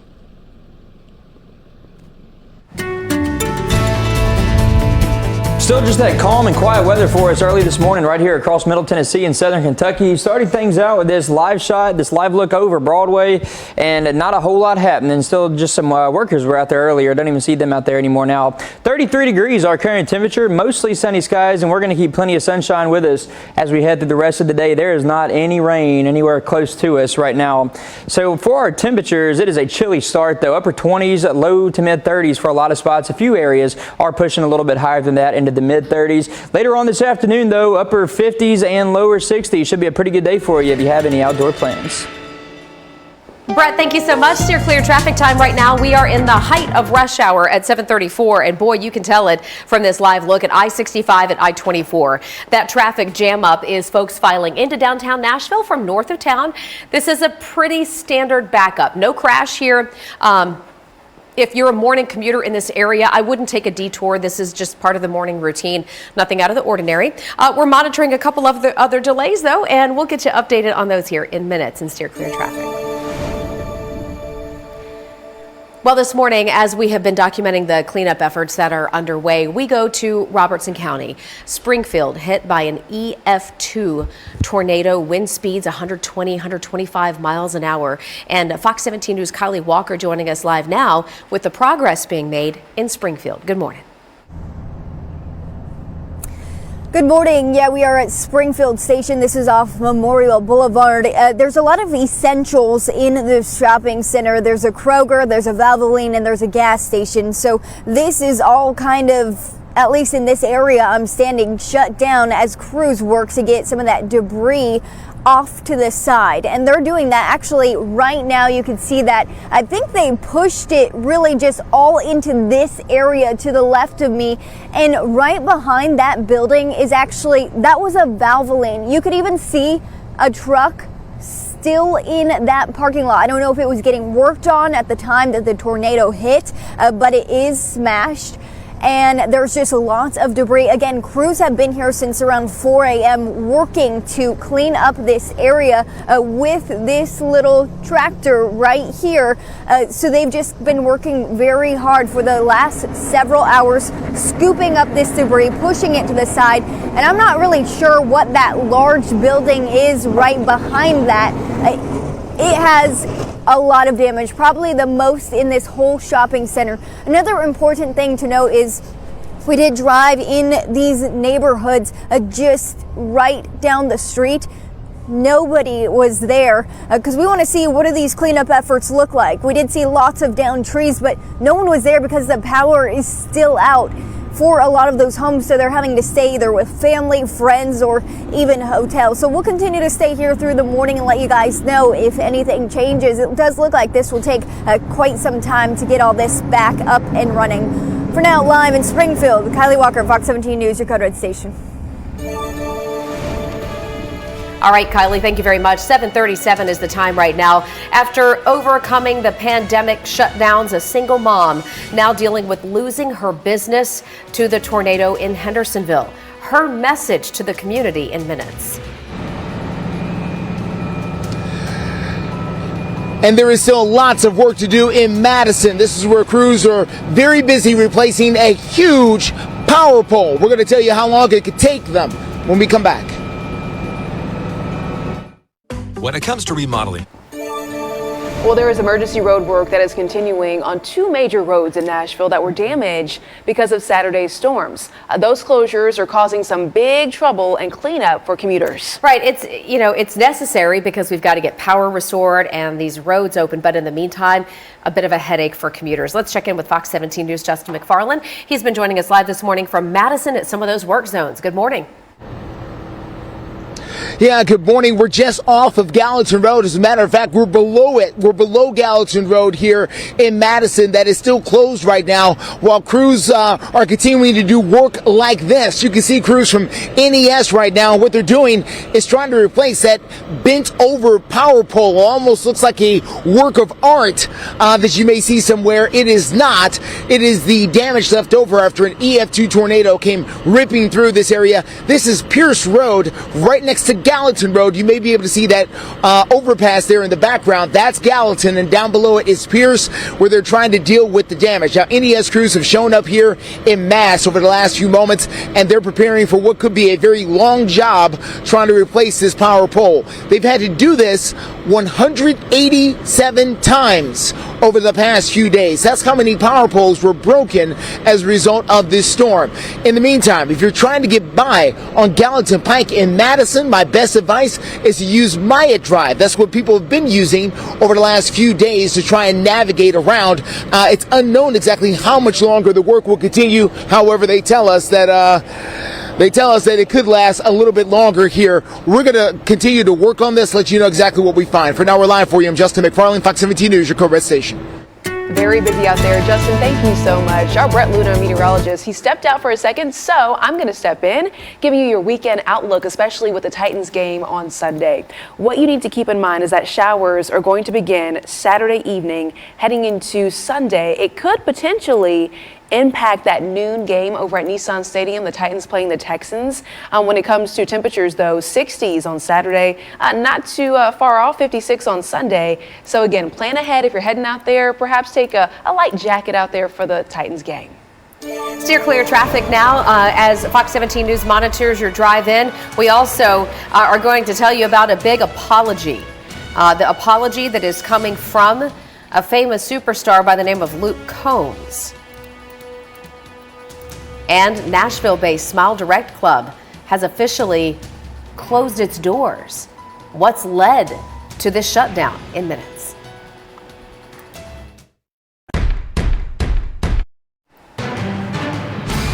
Good morning and welcome back to Fox 17 News this morning, 7:45 right now. We have continuing coverage this morning of the aftermath from the tornado outbreak here in Middle Tennessee. And we're sharing stories of everyday people who are doing extraordinary things and also who are right in the middle of the struggle.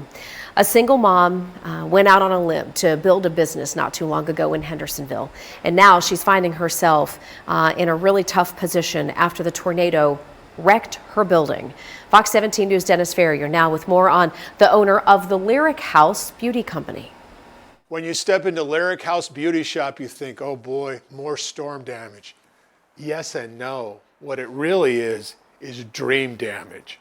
Big damage to a big dream. The Lyric House Beauty Company is a hair salon run by its stylish owner, Elise Lasasso. But it's so much more.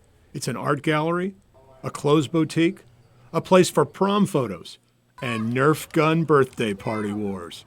It's an idea that this single mom put her heart and soul and last dollar into. It was me finally getting the chance to kind of wrap up everything that I have wanted to do my whole career in a beautiful space that I fell in love with. A 90-year-old home and business on Main Street, Hendersonville, right up until Saturday afternoon, as Elise worked on her final client of the day.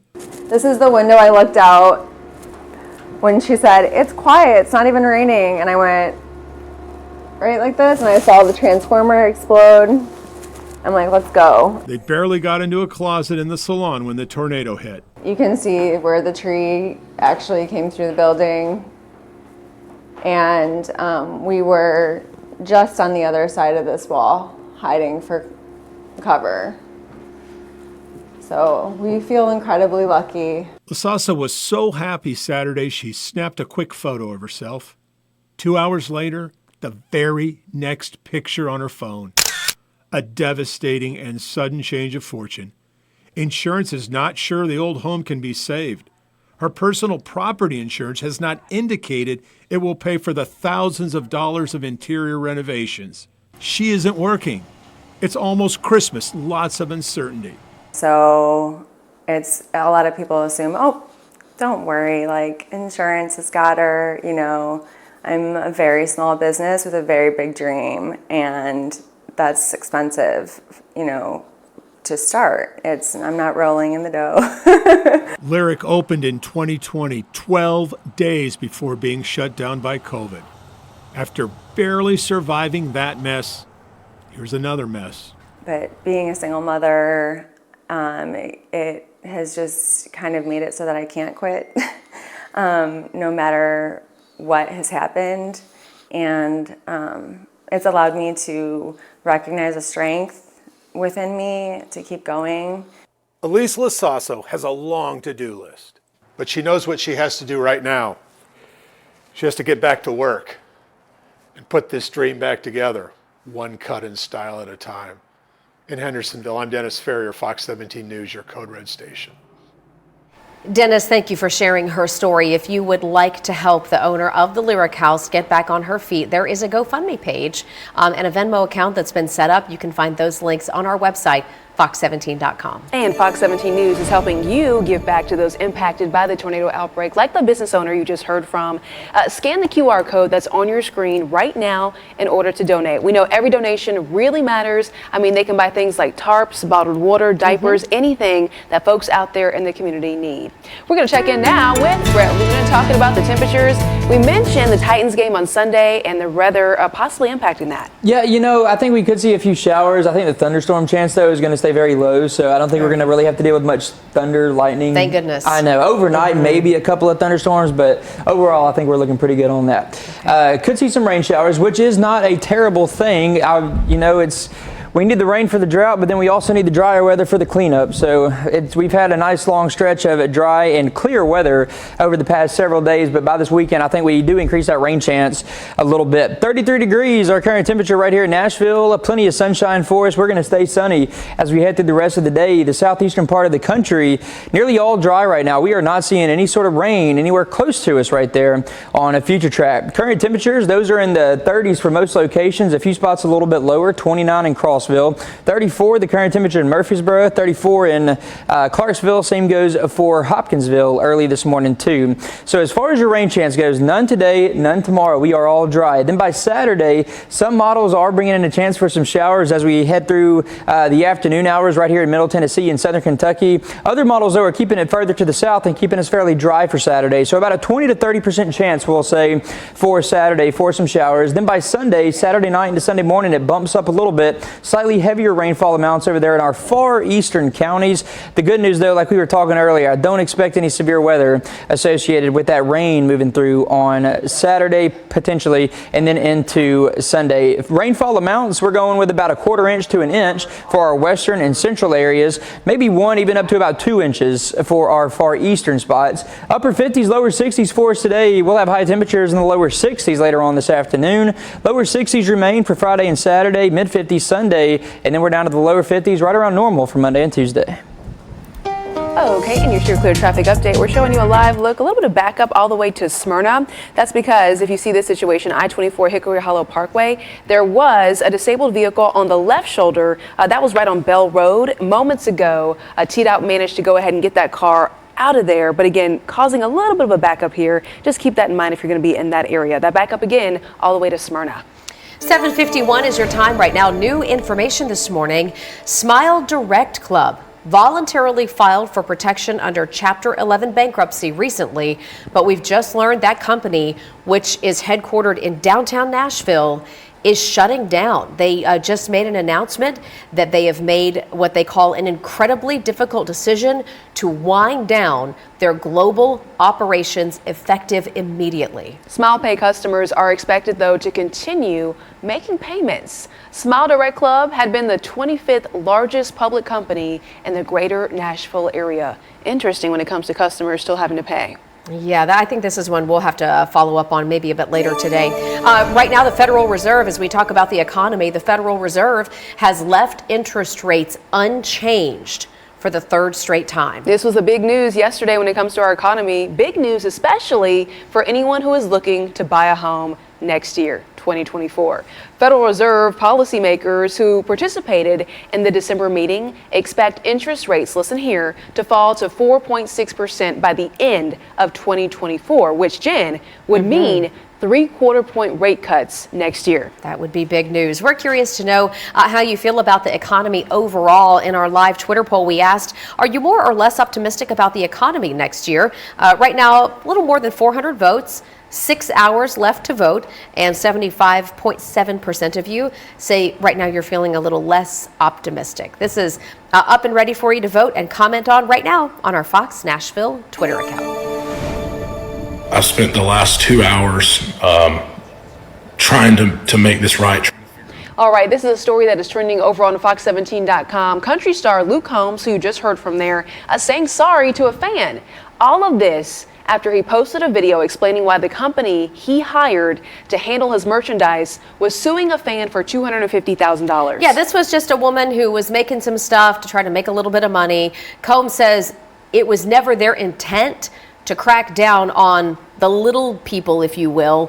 This company was supposed to be going after major corporations that were trying to profit off of Luke Combs' name, image, and likeness. So Luke Combs saying this was a huge misunderstanding. He said he felt sick to his stomach when he found out about it. Yeah, he's now giving the fan twice what she made and plans to go ahead and say sorry to her in person. She's going to even be able to attend a concert, he says. You said the story is trending right now on our website. We've got more in depth. You can hear more from Luke Combs right now at Fox17.com. There are Fort Campbell soldiers taking part in a humanitarian mission. We're going to tell you how they're helping tornado survivors over in the Clarksville area. Thank you so much, y'all, for doing this.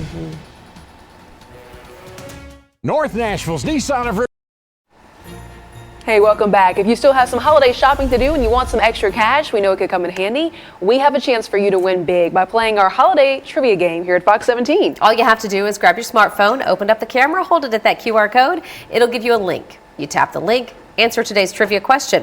If you get it right, you're entered to win that $100 daily Visa gift card. And then when you win that, then you're entered to win that weekly $5,000 drawing. So that would go a long way. It sure would. We wish you all the luck. Have fun.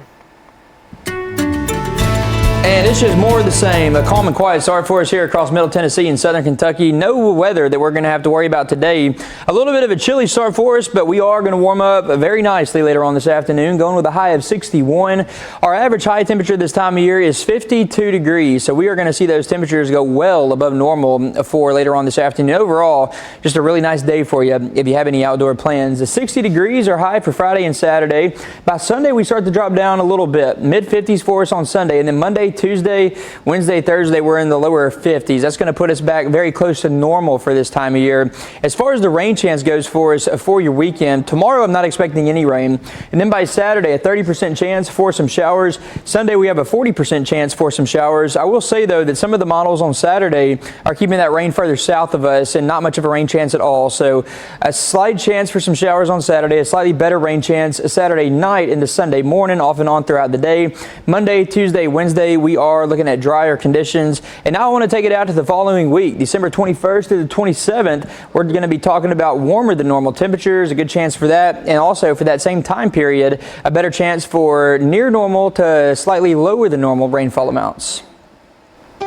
Brett, thank you. It's hard to believe Christmas is right around the corner. Also right around the corner, maybe some traffic. So we're checking in on your Steer Clear traffic updates. How about this live look? I-40 Spence Lane. Listen, we looked at the map. There are no crashes. This is going to be your Thursday morning commute backup traffic. A little bit of a brake check here, but we'll continue looking at the map, trying to see if there are any crashes causing this backup. As of right now, though, nothing to share. Let's head over to our website, fox17.com, and see what's trending. We were just telling you about the Luke Combs story. Some other stories trending right now, the damage to Anchor High Marina in Hendersonville. That is right on Old Hickory Lake.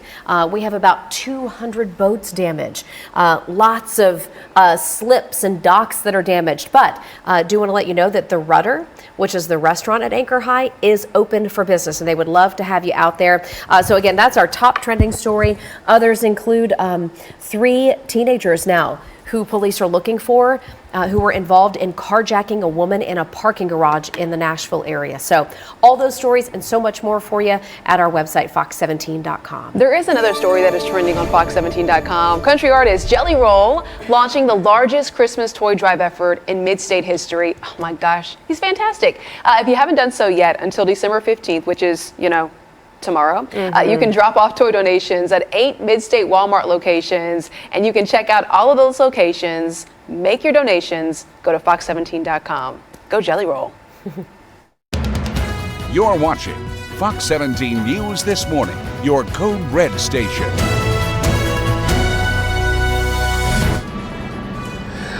A busy morning in Madison as the cleanup and repair continues after that EF2 tornado. We're going to tell you exactly where we are and how long crews can be here. Fox 17 News with Steer Clear traffic updates right now. We got a couple of slow zones. We'll help you steer clear and get you detours as needed in our 8 o'clock hour. And just calm weather for us right now, but we are going to be talking about a chance for some showers as we head towards the weekend. I'll have those details for you on the timing coming up. Right now, though, we want to start by thanking you for waking up with us here on Fox 17 News, a Thursday morning. I'm Erica Glover. And I'm Jennifer Waddell. So glad to be your live local news source, always here for you through 9 a.m. We want to get you updated on the big stories that we're following this morning right now. Right now, we want to tell you that Governor Bill Lee announcing the Biden administration's approval of the major disaster declaration. This is going to fast-track recovery assistance for 4 counties impacted by Saturday's storms. So Dickson, Davidson, Montgomery, and Sumner counties are all included in the order that we're talking about. Yeah, notably left off would be Robertson County from that list. And on the road to recovery, emergency road work continues on 2 major roads in Nashville damaged in Saturday's tornadoes. This is Madison, so north of downtown Nashville. I've got this map here pulled up for you so that we can show you exactly what we're working with. Want to help you avoid any backups that you're going to run into, and you will. All right, so for perspective here, we've got I-65 running north and south here. We've got Old Hickory Boulevard that runs east and west. And then right over here, we have Gallatin Pike that also runs north and south. Up in this area would be Rivergate Mall. One of the big closures is right here at Cedar Hill Park. We have Old Hickory Boulevard that is down to traffic getting by in just 1 lane in each direction because power crews are still trying to replace countless poles that snapped. They were at one point all the way across Old Hickory Boulevard right there by Cedar Hill Park. Work is still underway to get the poles replaced and the lines back up and running. If we look just east of that location, we've got Gallatin Pike. And again, Rivergate Mall would be just to the north. A good stretch of Gallatin from Wellworth to Roosevelt is still closed here. This is the area where Nesbitt Lane is located, where the tornado hit. And so that stretch of Gallatin is still shut down. You're going to be turned around both north and south of that closure. So wanted to give you the heads up there just in case this is part of your drive. We're going to send it out to Fox 17 News' Justin McFarland because he's in this part of town giving us the latest updates. Good morning. Yeah, good morning. We're just below Gallatin Pike is where we are, as a matter of fact, on Pierce Road. Gallatin Road is right next to us on an overpass, but it continues to be closed, and so is Pierce, and it's easy to see why. To say this scene is active is an understatement. NES has a lot of different crews here right now trying to replace a 100-foot power pole that bent in half and landed here on Pierce Road. Now, it is part of the reason this area has been out of power since Saturday, and crews are trying to fix that right now, but it's going to take them several hours. By the way, this is one of just 3 repairs that are happening on this road alone. Back behind it, crews are working to fix a billboard that also took a tumble, and then back behind that, there's another utility crew trying to fix another power pole that also snapped in half. Now, crews say it could take them hours to fix this one road alone, but again, there's 187 power poles that have snapped in half as a result of this storm, and they got to fix them all in order to make sure that all power is restored here to the area. So, what does that mean for you? Well, it means that Gallatin Pike, which runs right alongside that overpass right over there, that's Gallatin Road, and it's going to remain closed until crews completely clear this area, and that could take another few days, they tell us, before they're finally ready to clear this out and let people have the roads back. We're live for you this morning. I'm Justin McFarland, Fox 17 News, your Code Red station. Right now at 8:04, quick trick of your Steer Clear traffic update. This is a brake check over at I-24 Old Hickory Boulevard. Yeah, you can see there are no crashes, no disabled vehicles pulled over on the shoulders. This is just going to be your commute traffic. We're going to send on over to Brett Luna, though, with your forecast because weather not impacting the traffic right now. No, not at all, Erica. Off to a great start this morning. Really, the only thing we have is some colder air in place this morning. A little bit of a chilly start, 40 degrees. So we have warmed up a little bit better since the last time we were talking. So 40 right here in Nashville, plenty of sunshine for us, and that's how we're going to stay for the rest of today too. As far as any rain goes, still no rain anywhere in sight. It is all dry for this part of the country. Way to the west of here, moving through areas like Kansas, Oklahoma, parts of Texas, New Mexico. Still seeing some showers over there, but we're not having to worry about any of that. Temperatures right now for most of Middle Tennessee in the 30s, but we warm up very nicely later on this afternoon. Upper 50s and lower 60s. Highs will be in the lower 60s as we head into Friday and Saturday. A slight chance for showers Saturday into Sunday. Thank you very much, Brett. We have continuing coverage now on the cleanup efforts that are going on around the mid-state. Joining us live right now, Fox 17 News, Peyton Muse. Good morning, Jen. So we were at the marina within the last half hour, maybe about a block up. We have Geneva and Dwayne Jones. They were here Saturday during that EF2 tornado, 120 mile per hour winds.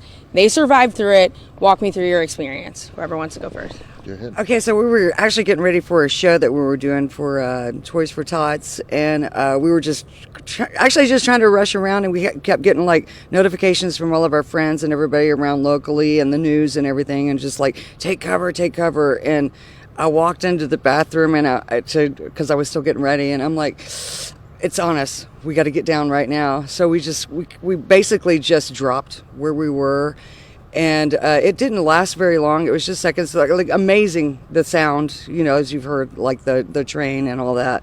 And so we basically just dropped, and just seemed like seconds. We were frightened but a little shocked. So we got up and we're like, I think we're okay. I don't think we got hit. And then we opened the door immediately. First of all, we made sure it was safe to do that. And we just saw the mass destruction around us. And we just looked at each other like, wow, I can't believe that one of these gigantic trees in this yard did not fall in on us. Because we were about 20 feet from where one of the biggest trees in our yard hit, inside the house. So we were very, very fortunate. And I know you guys can't see right now kind of I'm looking at the front of their house. You guys are lucky in terms of damage. Your house is still standing. I mean, you have some trees down, and I know there's, if you want to pan over there really quick, they have like stage and some music gear that was destroyed over here.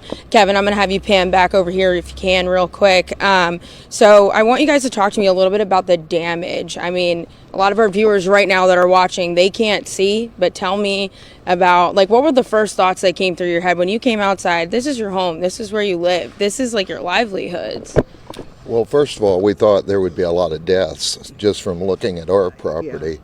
Yeah. It's like just shock, you know.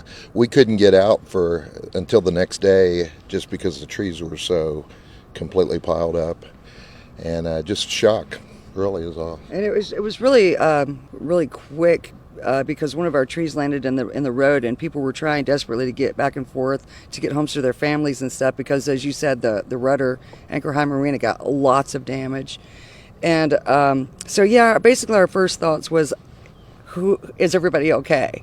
You know, we're all right. We're all right. It was just the two of us here at the home, and but this place is it's got a really strong structure, much like the Hendersonville community, you know, very, very, very strong spiritual structure here. I think we can see that too. And they also told me it took them about 3 days just to get the cleanup here. So live for now in Hendersonville, I'm Peyton Muse with Fox 17 News, your Code Red station.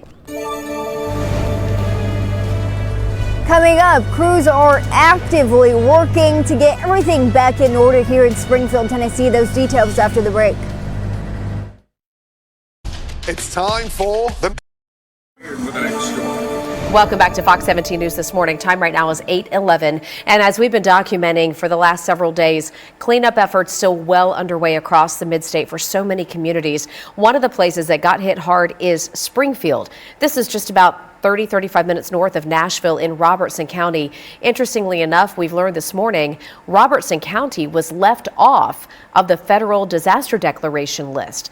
Fox 17 News' Kylie Walker joining us live right now in Springfield with the progress being made. Kylie?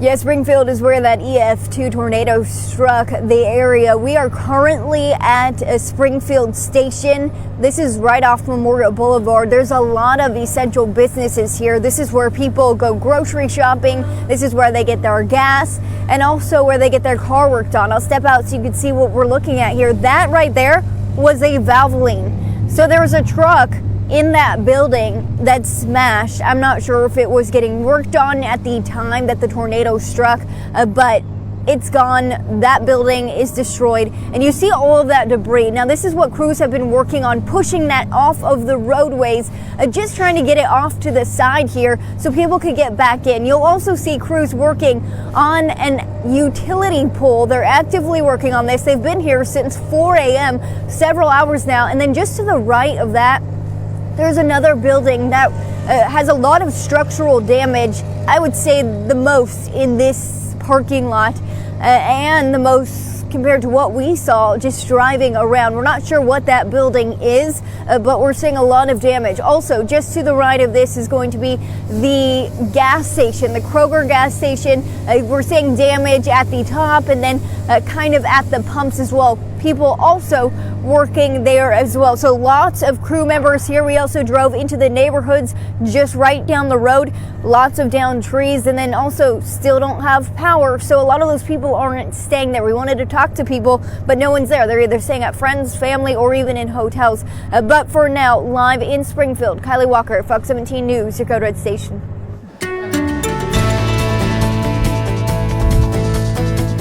And we are off to a nice start here this morning, not seeing any sort of active weather that we're having to worry about. It is all dry across the southeastern part of the country. The closest rain that we really see on radar is way to the west of us, and we're not going to have to worry about any sort of rain chance for the rest of today or for tomorrow. Current temperatures, they're in the 30s and 40s. Most locations, 35 Crossville. It's up now there. It was cooler. 35 in Gallatin, 39 the current temperature over in Dickson. If you have any outdoor plans later on this afternoon, it is shaping up to be a pretty nice day as far as the weather goes. Upper 50s, lower 60s for us. We're also going to be talking about plenty of sunshine and dry conditions for the remainder of today. Good stuff, Brett. Thank you so much. At 8:14, We have a look at steer clear traffic right now. I-65, this is near Dickerson Pike, coming into Nashville. Got a big backup coming in from north of town. We'll monitor this and more steer clear traffic updates in minutes. Plus, 4 Campbell soldiers taking part in a humanitarian mission. We'll show you how they're helping tornado survivors in Clarksville.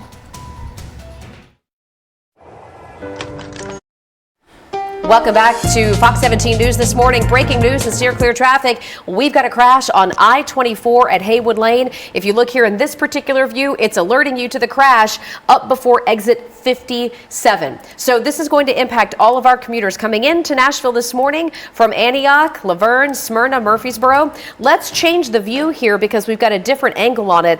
In this angle, you are looking toward the crash. So this is looking toward those inbound lanes of traffic. We have 2 cars involved. I was able to even take a third camera view behind the scenes here. I can see a red sedan and a black sedan, both involved in the crash. It's off to that right shoulder. It's also blocking the right lane. Police and TDOT are both there. That's the good news, but it's doing a number on your commute. Best detour here is going to be perhaps Hickory Hollow Parkway. If you are in Antioch, you could take that. If you're even beyond that, I would say Murfreesboro Pike would be the best bet. We're beyond that like school start time, right? So traffic shouldn't be too bad on Murfreesboro Pike. That would be another good detour to get into Nashville. And no weather issues for us for this morning. Everything has been staying pretty calm. We are all dry. This is a radar loop from over the past few hours. No rain anywhere close to us. No rain that we're going to have to worry about for today. Temperatures right now in the 30s and 40s. 36 Cookeville, same for McMinnville, 35 in Crossville. We're at 40 degrees right here in Nashville. Our western spots in the upper 30s too. 39 degrees in Dickson, 37 the current temperature up there in Clarksville. As far as any rain goes for us, I think we are all dry today. We're dry tomorrow too. Saturday, this model is bringing in a chance for some showers later on in the afternoon, just some very spotty hit or miss showers throughout the day. Some of the other models, though, are keeping that rain chance a little bit further to the south, so just a slight chance for showers Saturday. And then by Sunday, the rain chance bumps up a little bit. Could see some slightly heavier rainfall amounts over there in our far eastern counties. As far as rainfall amounts go, I think we're talking about a 1/4 inch to about 1 inch or so for our western and more centrally located counties. Areas further to the east, we're going to see a slightly higher amounts over there, 1 maybe up to about 2 inches the further east you go, so the very far eastern areas. And my maps are going the wrong direction on me. Anyways, we're okay. There's a 7-day forecast. Lower 60s for us for the next few days, mid 50s on Sunday. Tennessee is a volunteer state, and you guys actually have lived up to the whole situation. Yeah, united through tragedy, city leaders, volunteers, and 4 Campbell soldiers are stepping up, all to help tornado victims over in Montgomery County. Our Fox 17 News reporter Kylie Walker bringing this heartwarming story from Mosaic Church over in Clarksville. These people come from all walks of life, with some even coming in across state lines. Now, church leaders tell me that they got 2 weeks worth of work done in just one day. She's out of power completely. We're gonna get you loaded up with some food. Okay. Come on up, hon. Helping people get back on their feet in some of their darkest moments. People's belongings, their lifestyle is all destroyed, and it's very important that we come out and help. Joseph Lawson jumped in his truck to drop off supplies the morning after he heard the news. You gonna love that one? Coming all the way to Clarksville from Illinois. But I saw how bad it really was, so I had to stay. Let's give some oatmeal. Lawson was one of many volunteers working alongside Fort Campbell soldiers. This all happened at Mosaic Church, where they got essential items straight to those in need. Get you some detergent, some cleaners. Anything from baby needs to personal hygienes to water to juices to totes to tarps to rakes, anything to help them to get their life back a little bit more in order. But the number one thing we're given is just the love of God. Matt Ammons, the worship pastor at Mosaic Church, tells me they've helped thousands of people since Saturday, touching the lives of many. A lady drove in, her dogs were in the front seat, she lost everything, and she needed some dog food, she needed food. We didn't have exactly what they needed, and so a couple of us hopped in a car, drove her to Walmart, and said, "What do you need?" and we loaded up her car. Ammons tells me after today, starting early tomorrow morning, his team will get further out into the city to start remove debris in those hard-hit areas. Now, Mosaic Church tells me that any and all leftover supplies right behind me will be given to warehouses after tonight. And on their website, they're going to post a list of these locations where you could pull up and grab some supplies. For now, in Clarksville, Kylie Walker, Fox 17 News, your Code Red station. Kylie, thank you. Right now, Metro Police are working to identify teenagers wanted for a carjacking yesterday morning. What you need to know and how you could help. North Nashville's Nissan of At 8:24, we have a Fox 17 News update this Thursday. Metro Police say a 16-year-old is behind bars, charged in connection with a deadly shooting earlier this month. We are told Thomas Battle turned himself in Tuesday night. And Battle is accused of shooting and killing 34-year-old Brian Thompson outside of a convenience store over on Clarksville Pike. It happened back on December 3rd. He's charged with criminal homicide and is currently being held at a juvenile detention center. Also happening right now, Metro Police, they are working hard trying to identify 3 teenagers wanted in a carjacking. It all happened yesterday morning. Take a look at this, okay? 3 teenagers stealing a car from a woman at knife point on the 4th floor of a parking garage on Charlotte Pike. Now, that car was later found at a Family Dollar over on Jefferson Street, but we're still looking for the teenagers. If you have any information, you were asked to call Crime Stoppers. That number, 742-7463. Also, the Van Buren County Sheriff's Department is asking for the public's help to find a teenager who was missing, last seen Saturday. Lillian Rain was last seen December 9th over in Spencer, Tennessee. If you have any information about her, you should also call the number that we're going to share over on fox17.com. 8:25, so we need to check in, give you that steer clear traffic report if you're heading out the door. There is a bit of a brake check here, I-24 at Haywood Lane. There's no crashes on your screen. There are no vehicles pulled over on the shoulder. Just give yourself a little bit of extra time, I-24 at Haywood Lane. All right, Brett Luna, it's chilly outside, but 60s later. Erica, it is a chilly start for us, but you know, you can't really complain a whole lot because, like you said, 60s later on this afternoon. It's shaping up to be a pretty good day for us. 61 degrees, my forecast high for today. Average high this time of year is in the lower 50s, 52 our average, and overall, it's just going to be a really nice day for us. Temperatures as we head on into Friday and Saturday, we'll keep it in the lower 60s. We drop that down a little bit on Sunday, down to the mid 50s, lower 50s for us from Monday through Thursday, and that's just going to put us back closer to normal for this time of year.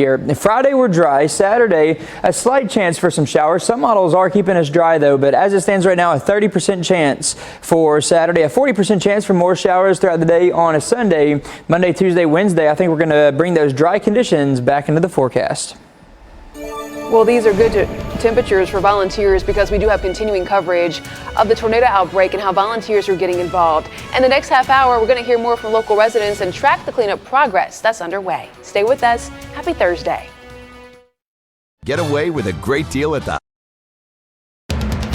You're watching Fox 17 News This Morning, your Code Red station.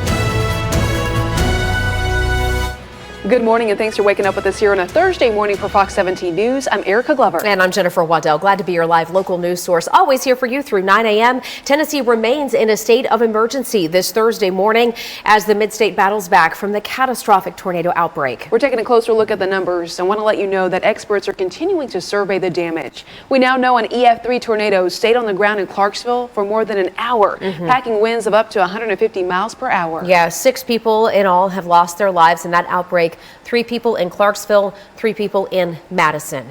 This morning, we're hearing the story of Eric Davis. He lost his mom during the tornado in Clarksville. She had been visiting from Florida, planned to stay here for Christmas to be with her son and her grandkids. I saw her, and my goal was to try to pull her out. And I called for help. Is there anything I could have done differently? Maybe if I would have got to the tub, maybe if she wouldn't have been up here, you know, like all of those things that go through your mind. So I continue to try to not think about that. Gosh. Well, Davis says the support from the community has been overwhelming. There is a GoFundMe page to help his family. We, of course, have a link set up for that over on fox17.com. You know, you hear him walking through that and you just I don't know, personally just pray that like they come to peace with this. Yeah, he even shared her last words in that story. I mean, what a devastating time for them.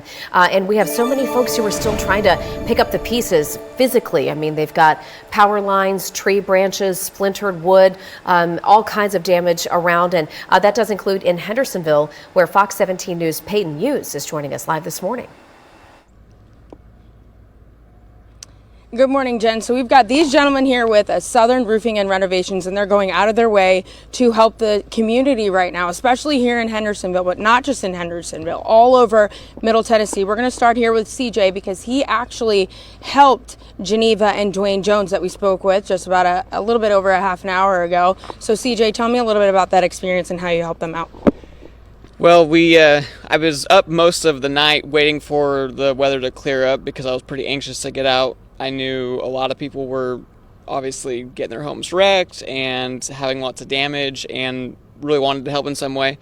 So Sunday morning came out early and this street was so bad. So my partner and I basically just went door to door and we had some tarping and we were just offering our services to help out, get them tarped and covered. I know a lot of contractors will go out and try to get things signed up and try to win that business, but for us it was just about getting these people's roofs, waterproof so that they can actually have some shelter in there. This was probably the worst roof I was on as far as the hole that went through it was about this big, but it was tarping one roof onto the next and letting them have our business cards so they knew who we were. But honestly, I didn't even know their name. I had to come back and ask their name when we wanted to see if they could do this with us. But yeah, it was just about helping the community. Okay, first we're going to swing it on over here to Curtis. We had talked a little bit off camera about some of the issues that some of these contractors, when it comes to them, taking advantage of people that are suffering, that are vulnerable right now. So Curtis, you had told me that you were on this block and you were speaking with some residents. Walk me through some of the things that they were telling you just to help our viewers, those who may be going through the same thing, understand things to look out for and maybe what they can do to avoid getting scammed. Sure. So one of the obligations you want to make sure is when they come out that they're not obligating you to do anything for you to help them out. So you don't want a contractor to show up and say, hey, we're willing to tarp this roof if you sign with us. When you're part of the community, you want to come out and you want to help and assist, and that's what we plan to do. We came out, deployed our teams, we're out here to help, mitigate any potential further damage, leave a business card, say, hey, if you got an issue, give us a call. A lot of the problem with storm chasers, they'll come out, they'll show up, they'll act like they're your friend, that they're to take care of you, and they'll take that front end check and you may never see them again. So that doesn't happen every time, but it's be something to be aware of. So just being mindful of who you're using, make sure you're vetting these people out. Google's a good resource. There's lots of good roofing companies in Nashville. You can Google them, look for the reviews, check the reviews, and give them a call and see if they're willing to come out and take care of that for you. Perfect. Awesome. Thank you so much. Live in Hendersonville, I'm Peyton Hughes with Fox 17 News, your Code Red station. Unfortunately, we have that nice and calm weather to help with all that cleanup behind those tornadoes that moved through on Saturday. We've been very dry over the past several days. We're going to keep it dry today. Plenty of sunshine for us. No bad weather at all that you're going to have to worry about. A cool shot right there early this morning over Broadway. 40 degrees our current temperature here in Nashville. It is sunny right now. It's going to stay that way through the rest of the day. No rain anywhere close to us picking up by the radar. 30s and 40s our current temperatures. 35 in Lebanon. We're also 35 right down there in Murfreesboro too. Later on this afternoon, we're going to warm to the upper 50s and lower 60s. Again, plenty of sunshine if you have any outdoor plans. A great day. Lower 60s Friday and Saturday. And then we're cooler as we head on into next week. Steer clear traffic right now at 8:35. Getting a check right now on a situation that's unfolding I-65 at Trinity Lane, and it's a mess. Here's why. This is already one of our problem locations in the morning commute. This is impacting all of the folks coming into Nashville from north of town. So this is as you are approaching Trinity Lane here. We've got a tractor trailer off to the right shoulder. I see a lot of people out walking around. It would appear as though that tractor trailer and that maroon SUV were involved in some kind of crash. So police are here, TDOT's here, cars are off to the right shoulder, but the backup extends almost to Briley Parkway on 65 and actually to Briley Parkway on I-24. Good detour here would be Dickerson Pike or Brick Church Pike to come into Nashville. This morning, the cleanup continues over in Springfield after Saturday's deadly tornadoes. We're joined now by Fox 17 News reporter Kylie Walker. She is out there in that area tracking the progress. So what is the latest when it comes to the process of moving forward, Kylie?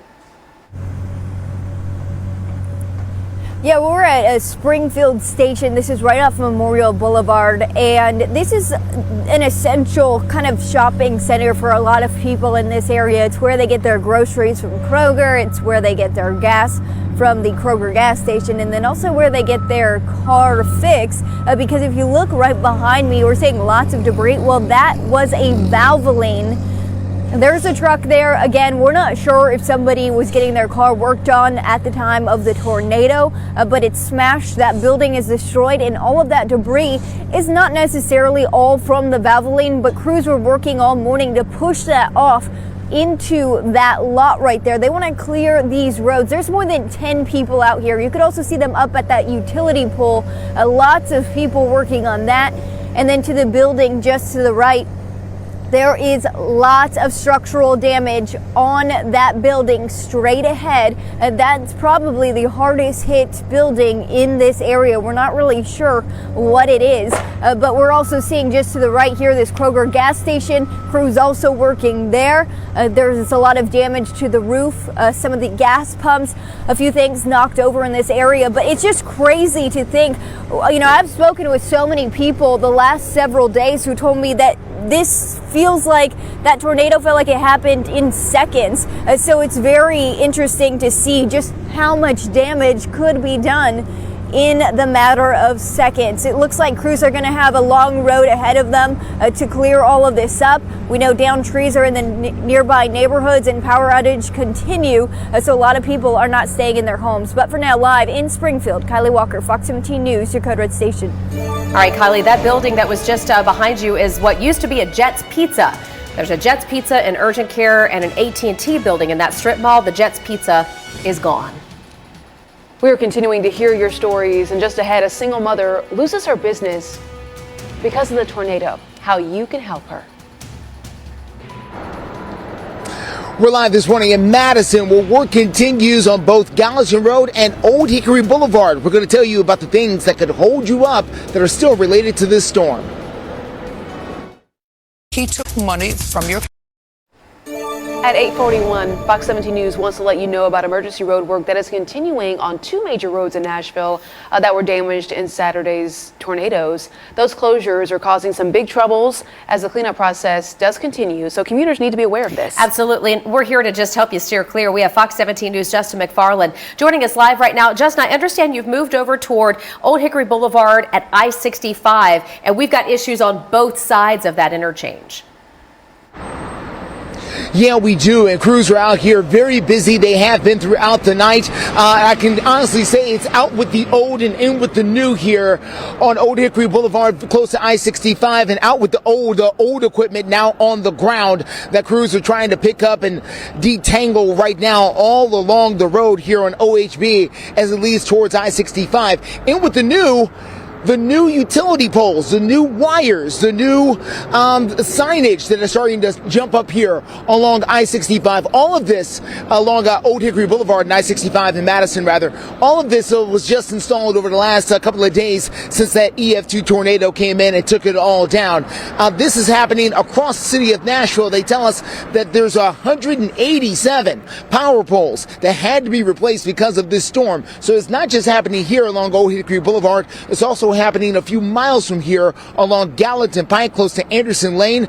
The businesses over there, Town and Country Ford, along with Lowe's and a few others, say they are open for business. It's just going to take you a little extra effort to get to them. This road is opened up with one lane in both directions. Gallatin Pike, however, is still closed entirely on one section there next to Anderson Lane. You need to take my drive to steer clear. We're live for you this morning in Madison. I'm Justin McFarland, Fox 17 News, your Code Red station. Okay, Justin, thank you. Let's check in now with our Code Red forecast, talking about this weekend, especially because the Titans have a home game. It starts at noon over at Nissan Stadium, so do go ahead and plan ahead to have your raincoat. The showers are going to begin Saturday evening and then go on throughout Sunday. Temperature-wise, 60s on Saturday and then about 60 on Sunday. Look at about 56 degrees. Plan ahead for the Titans game, maybe even an umbrella if they allow it. Grab the poncho just in case. The poncho, that's a good idea. All right, helping you stay in the know with the drop in temperatures, local leaders are making sure everybody has a warm place to stay. We'll show you how next.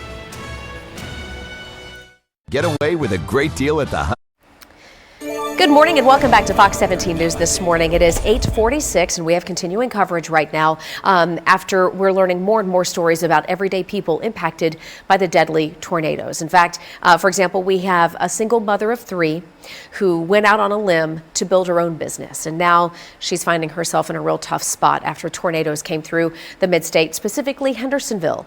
That's where we find Fox 17 News' Dennis Ferrier with more on the owner of the Lyric House Beauty Company. When you step into Lyric House Beauty Shop, you think, oh boy, more storm damage. Yes and no. What it really is dream damage. Big damage to a big dream. The Lyric House Beauty Company is a hair salon run by its stylish owner, Elise Lasasso. But it's so much more. It's an art gallery, a clothes boutique, a place for prom photos, and Nerf gun birthday party wars.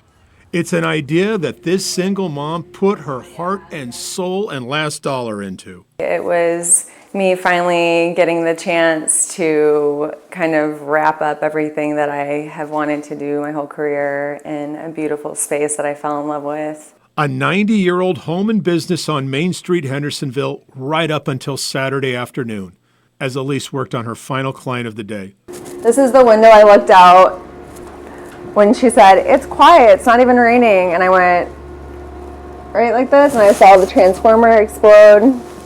I'm like, let's go. They barely got into a closet in the salon when the tornado hit. You can see where the tree actually came through the building, and we were just on the other side of this wall, hiding for cover. So we feel incredibly lucky. Lasasso was so happy Saturday she snapped a quick photo of herself. 2 hours later, the very next picture on her phone. A devastating and sudden change of fortune. Insurance is not sure the old home can be saved. Her personal property insurance has not indicated it will pay for the thousands of dollars of interior renovations. She isn't working. It's almost Christmas, lots of uncertainty. So it's a lot of people assume, oh, don't worry, like insurance has got her, you know. I'm a very small business with a very big dream, and that's expensive, you know, to start. I'm not rolling in the dough. Lyric opened in 2020, 12 days before being shut down by COVID. After barely surviving that mess, here's another mess. But being a single mother, it has just kind of made it so that I can't quit, no matter what has happened. And it's allowed me to recognize a strength within me to keep going. Elise Lasasso has a long to-do list, but she knows what she has to do right now. She has to get back to work and put this dream back together, one cut and style at a time. In Hendersonville, I'm Dennis Ferrier, Fox 17 News, your Code Red station. All right, Dennis, thank you. By the way, if you would like to help her get back on her feet, we do have a GoFundMe page linked right now on our website, fox17.com. Just search Lyric. Metro Social Services want to let you know in the Office of Homeless Services, they are opening their cold weather overflow shelters. The information that you really need is up on the screen right now. Address, times, pets. Look there. Those needing to get out of the cold are asked, though, to first seek shelter at the Nashville Rescue Mission and room in the inn. When we talk about the cold weather shelters needing to be open, what are the temperatures looking like? I think tomorrow morning, Brett. You know, tomorrow morning, I think we're going to be in the lower 30s for some of us. Some areas might even be a little bit lower than that. So it will be chilly. This morning was pretty chilly, too. We're at 40 right now here in Nashville. A nice looking shot, though, right there, a live look over Broadway. Plenty of sunshine right now, and that's how we're going to stay through the day. No rain anywhere close to us. Temperatures currently in the 30s and 40s. I want to show you this rain chance, though, because it's been several days now since we've seen any rain. We had the storms move through Saturday. It's been dry since. As we head through the rest of the weekend, the week, I think we're good. But then by Saturday, we could bring in a slight chance for some showers. I will say that some of those models are keeping that a little bit further south of us. And then by Sunday, I think we see a slightly better chance for a few more showers. No bad storms expected with this, though. Maybe a few rumbles of thunder, but that is about it. As far as rainfall amounts go, 1/4 inch to an inch for our western and central areas, and then our far eastern areas could go a little bit higher than that. And then beyond that, as we head on into next week, we'll have high temperatures dropping down to the lower 50s Monday and Tuesday. Thank you, Brett. Steer clear traffic. 2 crashes we're following right now impacting your morning drive, so let's get to them. First one, still I-24 at Haywood Lane. This one's been around for about 30 minutes. They've not been able to fully clear it, which is why we still have the backup. If you're coming in this morning from Murfreesboro, Smyrna, or Laverne, I would say take Murfreesboro Pike to come in. That'll be your best detour. Other crash we're following, still impacting traffic, I-65 at Trinity Lane. We have a tractor trailer and an SUV involved in some kind of crash.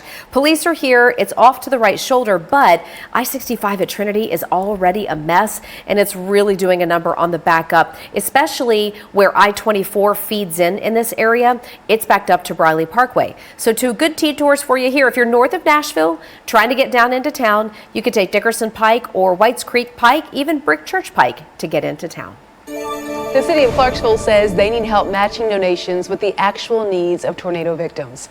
They tell us the Clarksville Montgomery school system spoke with families who were impacted, and they then created a list of the most needed items. This list does include pillows, blankets, juice, soda, hot hands, underwear, socks. Also important to note that these need to be brand new items. You can drop off donations to Northeast High School or the Spring Creek Baptist Church. Still to come here on Fox 17 News this morning, Metro Police are working to identify 3 teenagers wanted after a carjacking right here in the heart of Nashville. We'll show you the pictures in minutes. As winter approaches, trust.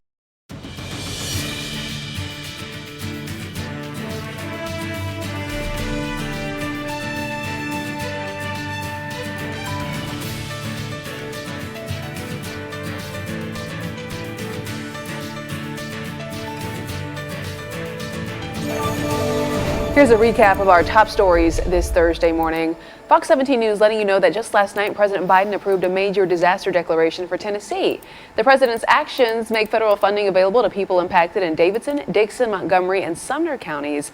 Robertson County not on that list. We now know at least 6 tornadoes touched down in the mid-state Saturday. The strongest storm packing winds of up to 150 miles per hour. 6 people were killed. And right now, Metro Nashville police are searching for 3 teenage boys who they say were involved in carjacking a woman in a parking garage in the Nashville area just yesterday. Happened in the morning, broad daylight here. Police say these 3 teenagers stole a car from a woman at knife point. This was at a parking garage on Charlotte Pike up on the 4th floor. That car later found at a Family Dollar on Jefferson Street not far away. That car was all banged up. These 3 described as being in their mid-teens. If you have any information, please call Crime Stoppers. The number is 742-7463. We've also got the story posted for you if you want to take a closer look at the picture over at fox17.com. Metro Police say a 16-year-old is also behind bars, charged in connection with a deadly shooting earlier this month. We're told Thomas Battle turned himself in Tuesday night. Yeah, Battle right now accused of shooting and killing a 34-year-old named Brian Thompson right outside of a convenience store on Clarksville Pike back on December 3rd. He's charged with criminal homicide and is being held right now at the Juvenile Detention Center. We're checking in with Brett Luna for weather. And you know, the 7-day forecast really not looking too bad. Today is a good day. Plenty of sunshine for us right there on the camera. That's how we're going to stay as we head through the rest of the day, too. High temperatures above normal for the next few days. Highs will be in the lower 60s. As we head on into Sunday, we drop it down a little bit, down to the mid-50s, and then cooler next week, back to normal. There's a slight chance for some showers in the forecast for later on in the day on Saturday. That carries on over into Sunday. Pack out a poncho. Yeah, thank you. All right, always looking for ways to save you money. Here are America's Steals and Deals. Hey, have a great Thursday, y'all.